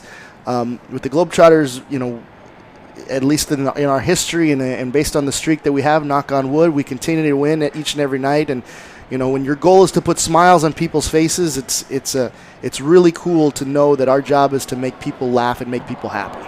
The Washington Generals have not been able to pick up a victory. The Washington Generals are out of the competition now. We play the International Elite. Is that right? Last year, and then this year, the Global Select decided to step up to the challenge. and the select haven't been able to come through yet in 278 games this year. So It's been a while since I've seen a show. It's been a while. I did go see one at State Farm Arena years back. Is it still kind of the same show, the confetti and the water and get the purse out? We do a lot of the same gimmicks, but every year there's something different, and that's one of the things that thankfully our CEO Kurt Schneider, who came over. You're going to laugh at this. He came over from WWE about 10 years ago, and decided that we needed to improve the. Let's just say improve the overall product so that it's different year in and year out, so people aren't expecting to see the same show year in and year out, which worked for so many years, but it was now time to introduce a new generation of fans, change things a little bit up, still hold on to the traditions, but also add new wrinkles to make it a Globetrotters show for the 21st century. And he's done a great job since, every year there's a new wrinkle. We've been this year was the You Write the Rules tour, so the fans had an opportunity to vote on new rules that were added throughout the game of play. So rules like 6-on-5 or 2 basketballs in play at the same time or double the points were all options that the fans could vote on, and it made for an interesting game. As we get a pass complete over to the left side by the West on a first down play near the 35-yard line. So every year we try to bring something new to the table to make it interesting for the fans and for those who are seeing us for the first time. We still have all the old stuff so that the parents and the grandparents that are bringing their kids to see us for the first time. Is this something that you're going to continue on with them, or is this a long-term deal, or is it still going to, season at a time? We're taking it day by day. We finished our North American tour back in April and just went on a short Egyptian tour with 3 shows in Cairo. I'm off for Are those shows in English? Yes, the shows are in English. Okay. Yeah, and then when we do go overseas, there are times where we'll do the show in a different language. We'll have another announcer join me, and we'll do some of the show in English and some of the show in another language. And then they do hire translators for us to work on phrases of our show that we in fact do in a different language. So there are components of the show that I've done in French, Spanish, German, Italian, and Dutch. I don't touch. I've tried the Chinese. The only thing I'll say in Chinese in Mandarin is hello. Hello, my name is Da Jia Hao. I could say that. And my name is Wo Zhao Alex. Da Jia Hao, Wo Zhao Alex is all I'll say in the show in Chinese. But we'll always have another announcer there to help us out to make the jokes or the all the comedy resonate a little bit more. But most of the show is back and forth basketball with high flying dunks. You're just saying the player's name anyway. So it's been a lot of fun. It's nice to add entertainment to my resume, and it's something that I take day by day. I enjoy everywhere I've been. I enjoy the organization. They've been fantastic. Now it's just a matter of what the next step is for me, and do I want to continue working in the entertainment field, or come back to doing a play-by-play more on a regular basis, just maybe at a higher level. Sure, absolutely. I'm sure the goal of a lot of sportscasters, of course, to get your regular team that you follow, be a part of, whether it's a professional football, baseball, basketball team, and I'm sure that's your goal, and good luck, Alex. But, so far it's been entertaining to follow your places that you've been traveling on Facebook and all the pictures that you post and stuff like that. So just, from the broadcast team, and we're glad to have you on 956sports.com when you are home visiting and you're not traveling, and you always have a place here to work with us at 956sports.com when you're in the area. I appreciate it. It's been a lot of fun. We got a chance to do some amazing things with this site over, goodness, it's been almost 5 years now since we started doing these live broadcasts and kind of originated the new wave of football or interscholastic athletic coverage in this region. And being the innovators has always been kind of cool, as we get a fumble here on the play over near the 40-yard line. And I'm starting to think that's how we're going to put points on the board, is going to be a turnover. This one doesn't look like a turnover, but that might be the way that this tie is going to be broken. And we are in the fourth quarter now, by the way, folks. 10:35 to play here in regulation, and it's just like, well, something's got to give here. I'm sure neither of these teams want to Whoever scores is going to probably be the player of the game. No one really has stood out at all here tonight. Not really one big play. It might be a defensive player. That might have to be the player of the game if it remains a tie. Whoever makes maybe a key interception or a key fumble recovery. Here's Obregon back to pass. Looking to his left, and he's brought down. What a muscle bear hug sack there. That's number 16. Am I right on saying 16? Yeah, it says 16. Looked like Maldonado. That's all I got from the back of the jersey as we take a look at the replay once again. As he comes up here, I'll have to look to see. Want to give the guy credit because it's just like you said, it's a monster takedown by him. I believe it's Julio Maldonado. If it's Maldonado, it could have just had maybe a different number, but Julio Maldonado is the defensive end from Rio Hondo. It's the only Maldonado I see on my East roster, so we'll go with that. But sure. Great effort there. Another fourth down, so the punt is away. This time a great punt by the West, and that one bounces inside the 15. We'll see where they mark it. Here comes the line judge and marks it at the 9-yard line. So another poor field position start here for the East All-Stars. We'll see what they're able to do. I know with those coaches out there, they're coaching as much as possible to try to get some points on the board. I saw a shot of Coach Adame earlier in this game out there with some direction for his running backs and some of his key players out there. But so far, 0-0 is the score here in the fourth quarter. And Coach Stombaugh on the other side with the East squad, he's trying to get them fired up. Before the game, he was talking to his players, and he had them fired up as can be before this contest. Very, very warm before they got on the field, but they were fired up and ready to go. It's going to be an interesting year moving forward with high school football. A lot of coaching changes, a lot of movement, a lot of new players we'll see in the 13 football season. Excited about it. Well, Alice lost it there. But he does recover, and that could have been a big break there for the West squad. And, yeah, you're exactly right. It's going to be interesting once again to see, how things shape up in 31-5. That is the big district. We'll see if Sherryland is able to reload. They lost a lot of key players. But we talked about him. He's moving on, and a couple of other key players. But Sherryland always reloads. They're going to be a tough team. It'll be interesting to see if Mac High, they have a new coach. He'll be coming in, see if they can get back into the playoffs. Memorial's going to be tough. The running back, he escapes me. His name escapes me. I'm sure I'll hear about it, and I'll remember in a few minutes. But he was a freshman, and he was a phenom. He'll be back for 3 more years. In Hidalgo with Shea Patterson as well, another phenom over there, freshman quarterback. It's a lot of interesting things in 2013. Here comes the handoff here for the East All-Stars. Let's see, Morales back in a quarterback. Looks like number 7 on the carry, which would have been Javier Vela. Speaking of Hidalgo, they did win tonight, so there is one more baseball team still playing in the playoffs. They won tonight against Robstown, and they won that game. They won that series 3-2. They lost game 2, and they won the game 3. So just move on to the regional semifinals. Just saw that on Facebook from some of our other counterparts in the broadcast business out there covering the game, and also a lot of friends with the kids from Hidalgo. And after the coverage we did last year of behind the scenes and the 2-a-day workouts, we'll be doing that again also on 956 Sports. Still haven't found a team. If you have a suggestion, let us know, but it has to be a team with a lot of interesting storylines. It can't just be a team that's boring. None of them are, but They gotta have a few wrinkles to it, and I can anticipate perhaps one of the new coaches might be a possibility. That's always interesting, especially if they're adding a new system to a team.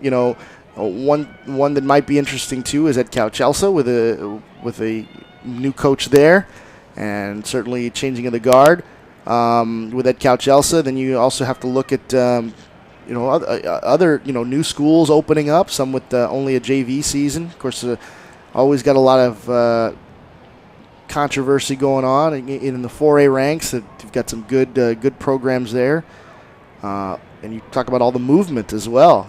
Harlingen always an interesting story with what they can do annually. So there's a lot of lot of good teams to choose from. A lot of good teams. Yeah, we'll have to decide. Jake Berry and I usually get together and hash that out, talk to a couple of coaches, and see what's out there to make it the most interesting. We picked Hidalgo last year because Coach Ford was coming in, and we had Shea Patterson as well. Two interesting storylines just to start off right there, and then as the season continued, or the the all access show continued, other storylines started to develop. So we'll figure something out here over the next couple of weeks. Here's Morales once again trying for one of those miraculous scampers, but this time the defense brings him down. We're down to 7:11 to go in regulation. Still scoreless here in the East-West All-Star game. I want to thank our sponsors, McDonald's, and our newest sponsor, the Payne Auto Group, for their support here of 956 Sports and for being sponsors of this broadcast here tonight. Going to be another punt right here, and once again, we talked about this earlier in the broadcast. They're going to have the great field position, Will the West right here, and let's see if they can capitalize here this time. Once again, punting against the wind, going to be a factor of the win here tonight. The punt is a low one. It might have been deflected. Great grab at about the 34-yard line, and they continue to push him back, but they'll mark his forward progress stopped at about the 33. If I'm Coach Adame, I just get the ball into my playmakers, and there's plenty of them. Most definitely, we talked to Coach Mike Burgett earlier at halftime, and he said that he just had so many playmakers when he was the coach of the East squad a few years ago that it was hard to spread the ball around. And I think that's what Coach Adame is going to have to do for the West, is just say, hey, let's go out there. I think Padilla is now coming in at quarterback. So let's see if he can make something happen. Philip Cantu was there on the return. So, yes, Padilla, the quarterback now with several receivers here. Now, I believe they have too many men on the field. It looks like you got Pompa over here looks like Pompa playing for Roma. Eduardo Pompa, he was definitely a big, tall, lanky receiver right around the 35, 45-yard line now, wearing number 7. He would be someone, see if you could get a little one-on-one coverage and throw it out to him. I think that there were too many men on the field there, Carlos, because I saw 5 receivers out there, but also a man in the backfield. You can't have an empty backfield, a man in the backfield with 5 receivers. Here's Padilla on the run, fires, and the pass is complete. Near the 30. Yeah, just a little 1-yard gain right there. Good coverage down the field. And one thing, real discipline that these quarterbacks, haven't thrown any interceptions, hasn't been any turnovers in this game so far. Been real disciplined so far. Not, kind of shy on pulling the trigger, but the coverage has been there for both teams. I think the West is thinking about doing something here. Let's see what they can do. It's going to be 2nd down and 8 after about a 7-yard pickup there. Here's the pass to the left side. It's complete. Looks like, I believe that's Guerra, or on the reception, or pardon me, that might be Avila. Yeah, that's right. Avila, little Sherryland receiver there. Couldn't get open once again. Too much speed on the outside for that east side to get out there. It might be a trick play. Might be something, but here we are in was it 3rd down now? I think it's 3rd down. About to have 3rd down. Yeah. They haven't put it up on the... Yeah, they got sticks yet. Yeah, they got to get a 1st down here. If you're holding anything back, now might be the time to get that play that you have been working on all week long to get it to work. 3rd down and 9. 5 wide receivers here. Dion Padilla is the quarterback. He'll fake the handoff. Steps up in the pocket, firing long, going for all the marbles here. Reaches up, and it is incomplete. Yeah, he had 2 receivers to choose from, one going deep, and he had Avila underneath right there, but he went for all the marbles on that play right there, trying to get it to Isaac Guerrero of Mission Veterans. You'll see the play right here. Padilla going for it, like you said, for the entire enchilada, and you'll see underneath there, receiver open. Well, camera work a little bit off there, but Guerrero well covered, Avila underneath, and once again another field goal here. It looks like this one's going to be, a 39-yarder or a 49-yarder. Well, let's see what Jason Hall can do here.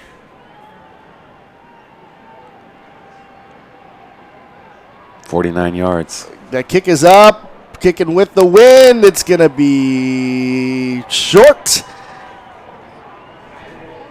Just under 5 minutes to go in this one. We are still scoreless. 4 field goal attempts. Yeah, 4 field goal attempts is all that we have had right here, and been one of those games. Still a good crowd on hand. Hey, you got to hand it to the Valley football fans that are still here. A lot of moms and dads and people coming out here to support their teams. The stands are still full, or at least as full as they can. I mean, this is a 14,000 seat stadium, so.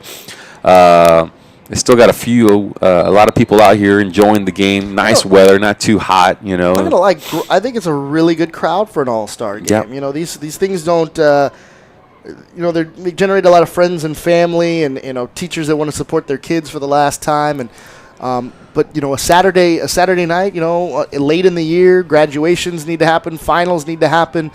There's a lot of stuff going on in people's lives, and it's nice to see the support coming from the Valley communities. And it's a long drive for some of these folks, especially from the people in Port Isabel, Rio Grande City, the Brownsville area, to make it all the way down here at this hour of the night and have to make the drive all the way back. Yeah, they're out here, they're supporting their teams, and people love football. I mean, at 956sports.com, I can tell you, when we broadcast a football game, that gets the most hits. When we run a story on football, we get, multiple hits compared to any other story. I mean, football is king in the Rio Grande Valley. Even when we do the 7-on-7 games, we get a lot of action, a lot of play on the internet when that takes place. So, yeah, football is king in the Valley, in the entire state of Texas, 3 or 4 times more popular than the other sports. 4:05 to go in this one. East taking over. Second down, 17 to go. Here comes a carry to the left side. Big hit. Defender colliding with the ball carrier there. Yeah, and we've been seeing a lot of big hits. This one comes from Alberto Roque of Mission, the linebacker. He made the tackle earlier in this drive. You'll see him come in there once again and just wipe things out. Hard-hitting play there for him as he was able to stop that play, and now a big third down here for both these two teams. After the 5-yard pickup, it makes it 3rd and 12. 3:31 to go. Both teams, the West still has 3 timeouts remaining. East has 1 timeout remaining. Again, they are not playing with a play clock here, but I'm sure they would make them hurry up if need be. Yeah, probably give them a 10-second warning or something like that, like they do in flag football. Snap taken. Escaping the rush to the left. Across the 35, across the 40, diving towards the sticks. Did they get there? Looks like they're going to mark it right at the first down. Great hustle there by Pablo Adame and the rest of the West squad right there. But Adame, the big defensive lineman, number 90, you'll see him clean up here at the very end. But you'll watch the play right here. Quarterback goes in the opposite direction over there. Jesus Ramon, quarterback for La Feria, and there you see big old number 90 make the tackle towards the end of the play. Never gave up on the play. Good job there by Adame, the 4th of McAllen Memorial. 2:25 to go. So this is with a first down here, this is a very strong possibility being the final drive of the game, where if they don't score, that's going to be it. First down and 10. Again, Ramon the quarterback. 4 wide receivers, 1 man in the backfield. Ramon back to pass. Here comes the rush. Down the left sideline. It's one-on-one, but it's going to be incomplete. Falls just a bit short. They wanted a flag there, but they did not get it. The ball was way overthrown either way, but great defensive coverage there on that play. The defensive back looked like that was J.C. Valadez of Sherryland wearing the silver helmet. And Valadez, just excellent coverage on the receiver, man on man. He was not going to let him get away from him. And it was a little pump and go action right there, but he did not bite on the pump, stayed with his man all the way. Second down and 10 coming up. Clock stops with 2:02 to play. Fans starting to get into it a little bit out there. You could hear the crowd, making a little bit of noise. They know that, with 2:02 now left on the clock, this could be the final moments of the game to decide the winner. So the East will break the huddle here.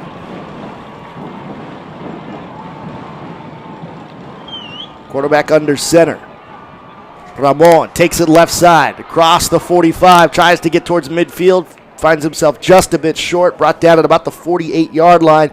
It'll bring up about 3rd down and perhaps 4 here. depending on where the official spot will be. Good job once again by that West defense to come up there and make the play. Seeing a number 5 out there, I know that is not Javi Wajardo or Obregon or Wajardo wearing number 5. That is another player who made the tackle. Sorry, Mom, couldn't give him the coverage. Actually, give him the credit. He's going to turn around right in front of me. That is Galvan, actually, who made that tackle wearing number 35 for, Isai Galvan of Edinburgh, defensive tackle, making the tackle for the West squad right there. Well, the West is taking a timeout here with 1:50 to play in the game. It's their first charge timeout. Trying to give themselves a chance here, give themselves some time to potentially get a 2-minute drill going to get a final score to try to win this game. They've got a good field goal kicker, and they've got the win. So as long as they can get inside maybe the 30, they can try a game-winning field goal attempt. They're going to bring. It looks like. I'm sorry. I thought the Javi Obregon was coming back in there at quarterback. Nope. They're going to go ahead and stick with Ramon right now and see what they can do, throwing against the wind here. Remember. So Ramon will be the quarterback here for the East, moving from left to right. Be 3rd down and 4. Minute 50 to go in a scoreless all-star game of the Rio Grande Valley Coaches Association.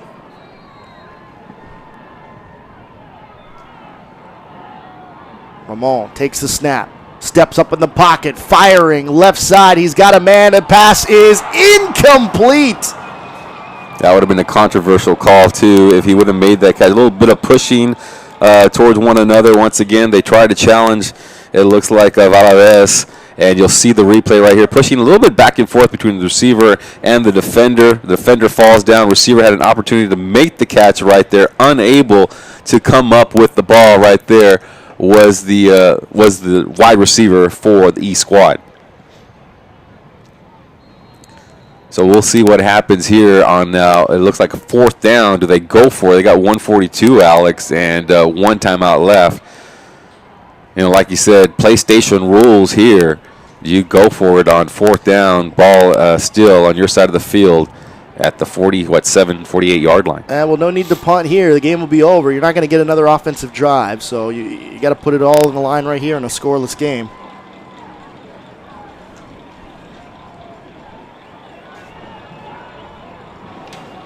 You can hear the stomping of the bleachers. 4 wide receivers. Fake the handoff, pass, steps up in the pocket, and the ball falls incomplete. Well, now the West will have the ball in good field position now, as it looks like there's a player who's down on the field. Unfortunately, that's not what you want to see, and still not getting up on the other side of the field. But the West will get the ball with the ball in good field position here at the 48-yard line. So a minute 36 to go. The West still has 2 timeouts remaining. I just want to make a correction. I had talked about how Javi Obregon was not going in for the East side. At quarterback, well, he won't because he plays on the West side. So I just want to make a correction for anybody who is monitoring our broadcast and keeping score. So maybe he will come in now as the West player. Deon Padilla was the quarterback before in the last drive. We'll see what the coaching staff of the West, led by Sherry Lane head coach Ron Adame, decides to do here. Yeah, Padilla doesn't have his helmet on. Doesn't even have it near him, so it might be over to going back in. Yeah, he's got his ball cap on. So. Yep, it is Obregon. Obregon going back out there, and the Nicky Rowe quarterback has a chance to win it for the West. He's done it. He did it all season long during the regular football season. Let's see if he can do it in an all-star game. Someone's flashing the visitors' press box lights up on and off. There's a pass complete left side. And it's going to be short of the 1st down marker. Pass complete there to number 17, Sammy Basilio. And they're going to have a hurry up off. They got 2 timeouts, so they still got some timeouts to work with here. Minute 16. They're letting a lot of time tick off here. They got to get the ball downfield. They're going to give. It looks like they're in their. They're going to take a timeout. they are going to take a timeout with 1:06 to go. That's so, a dangerous timeout because you only got one more left. They got Brandon Guerra from a Palm View over here, a big, tall receiver as well on the outside. It might be one of those go-to guys. Someone's going to come up here and make a big play. You got Jaime Borrego from PSG Memorial, another big receiver over there, and Brandon Guerra both wearing number 1. Those are 2 guys to look out for here on this play. Who else is out there? Marco Avila, also one of those guys. So plenty of playmakers out there. Obregon just has to try to find it. Jaren Hernandez, we have not talked about him at all from Donna. He is a big boy who can make a play, and I believe, Darian is down on the field. Yep, he is playing right out about the 49-50 yard line on the far side of the field. So plenty of weapons on the field for Obregon. Trips over here to the near side. They got to give him time. One wide receiver over to the right. Obregon takes the snap, rolls to his right, looking to the right.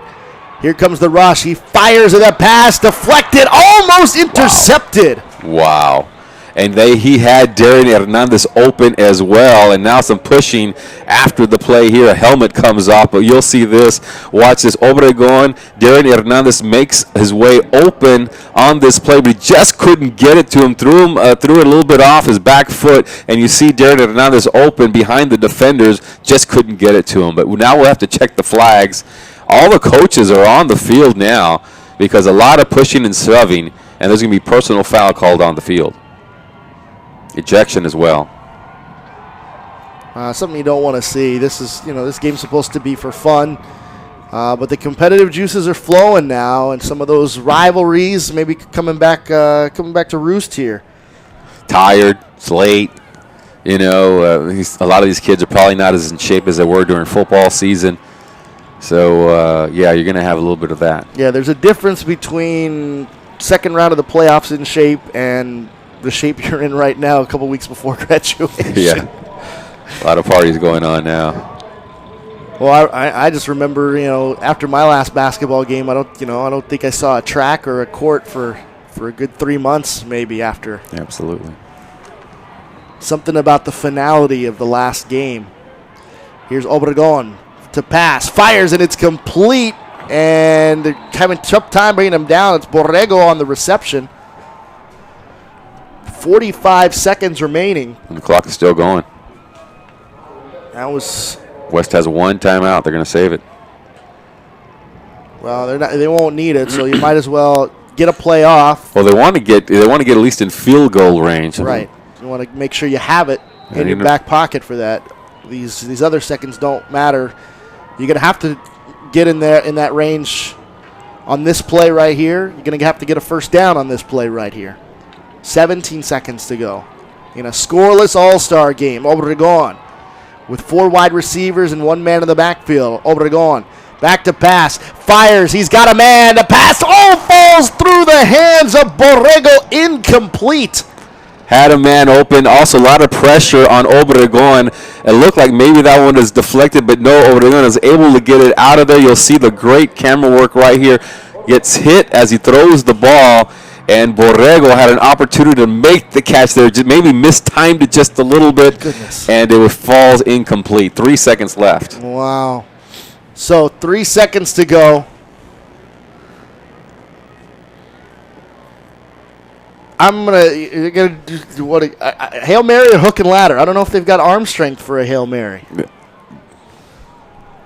Or maybe they can do the old Stanford play, Or we'll see what they have here. 1 last play left. This is going to be it. There is no overtime as far as I know.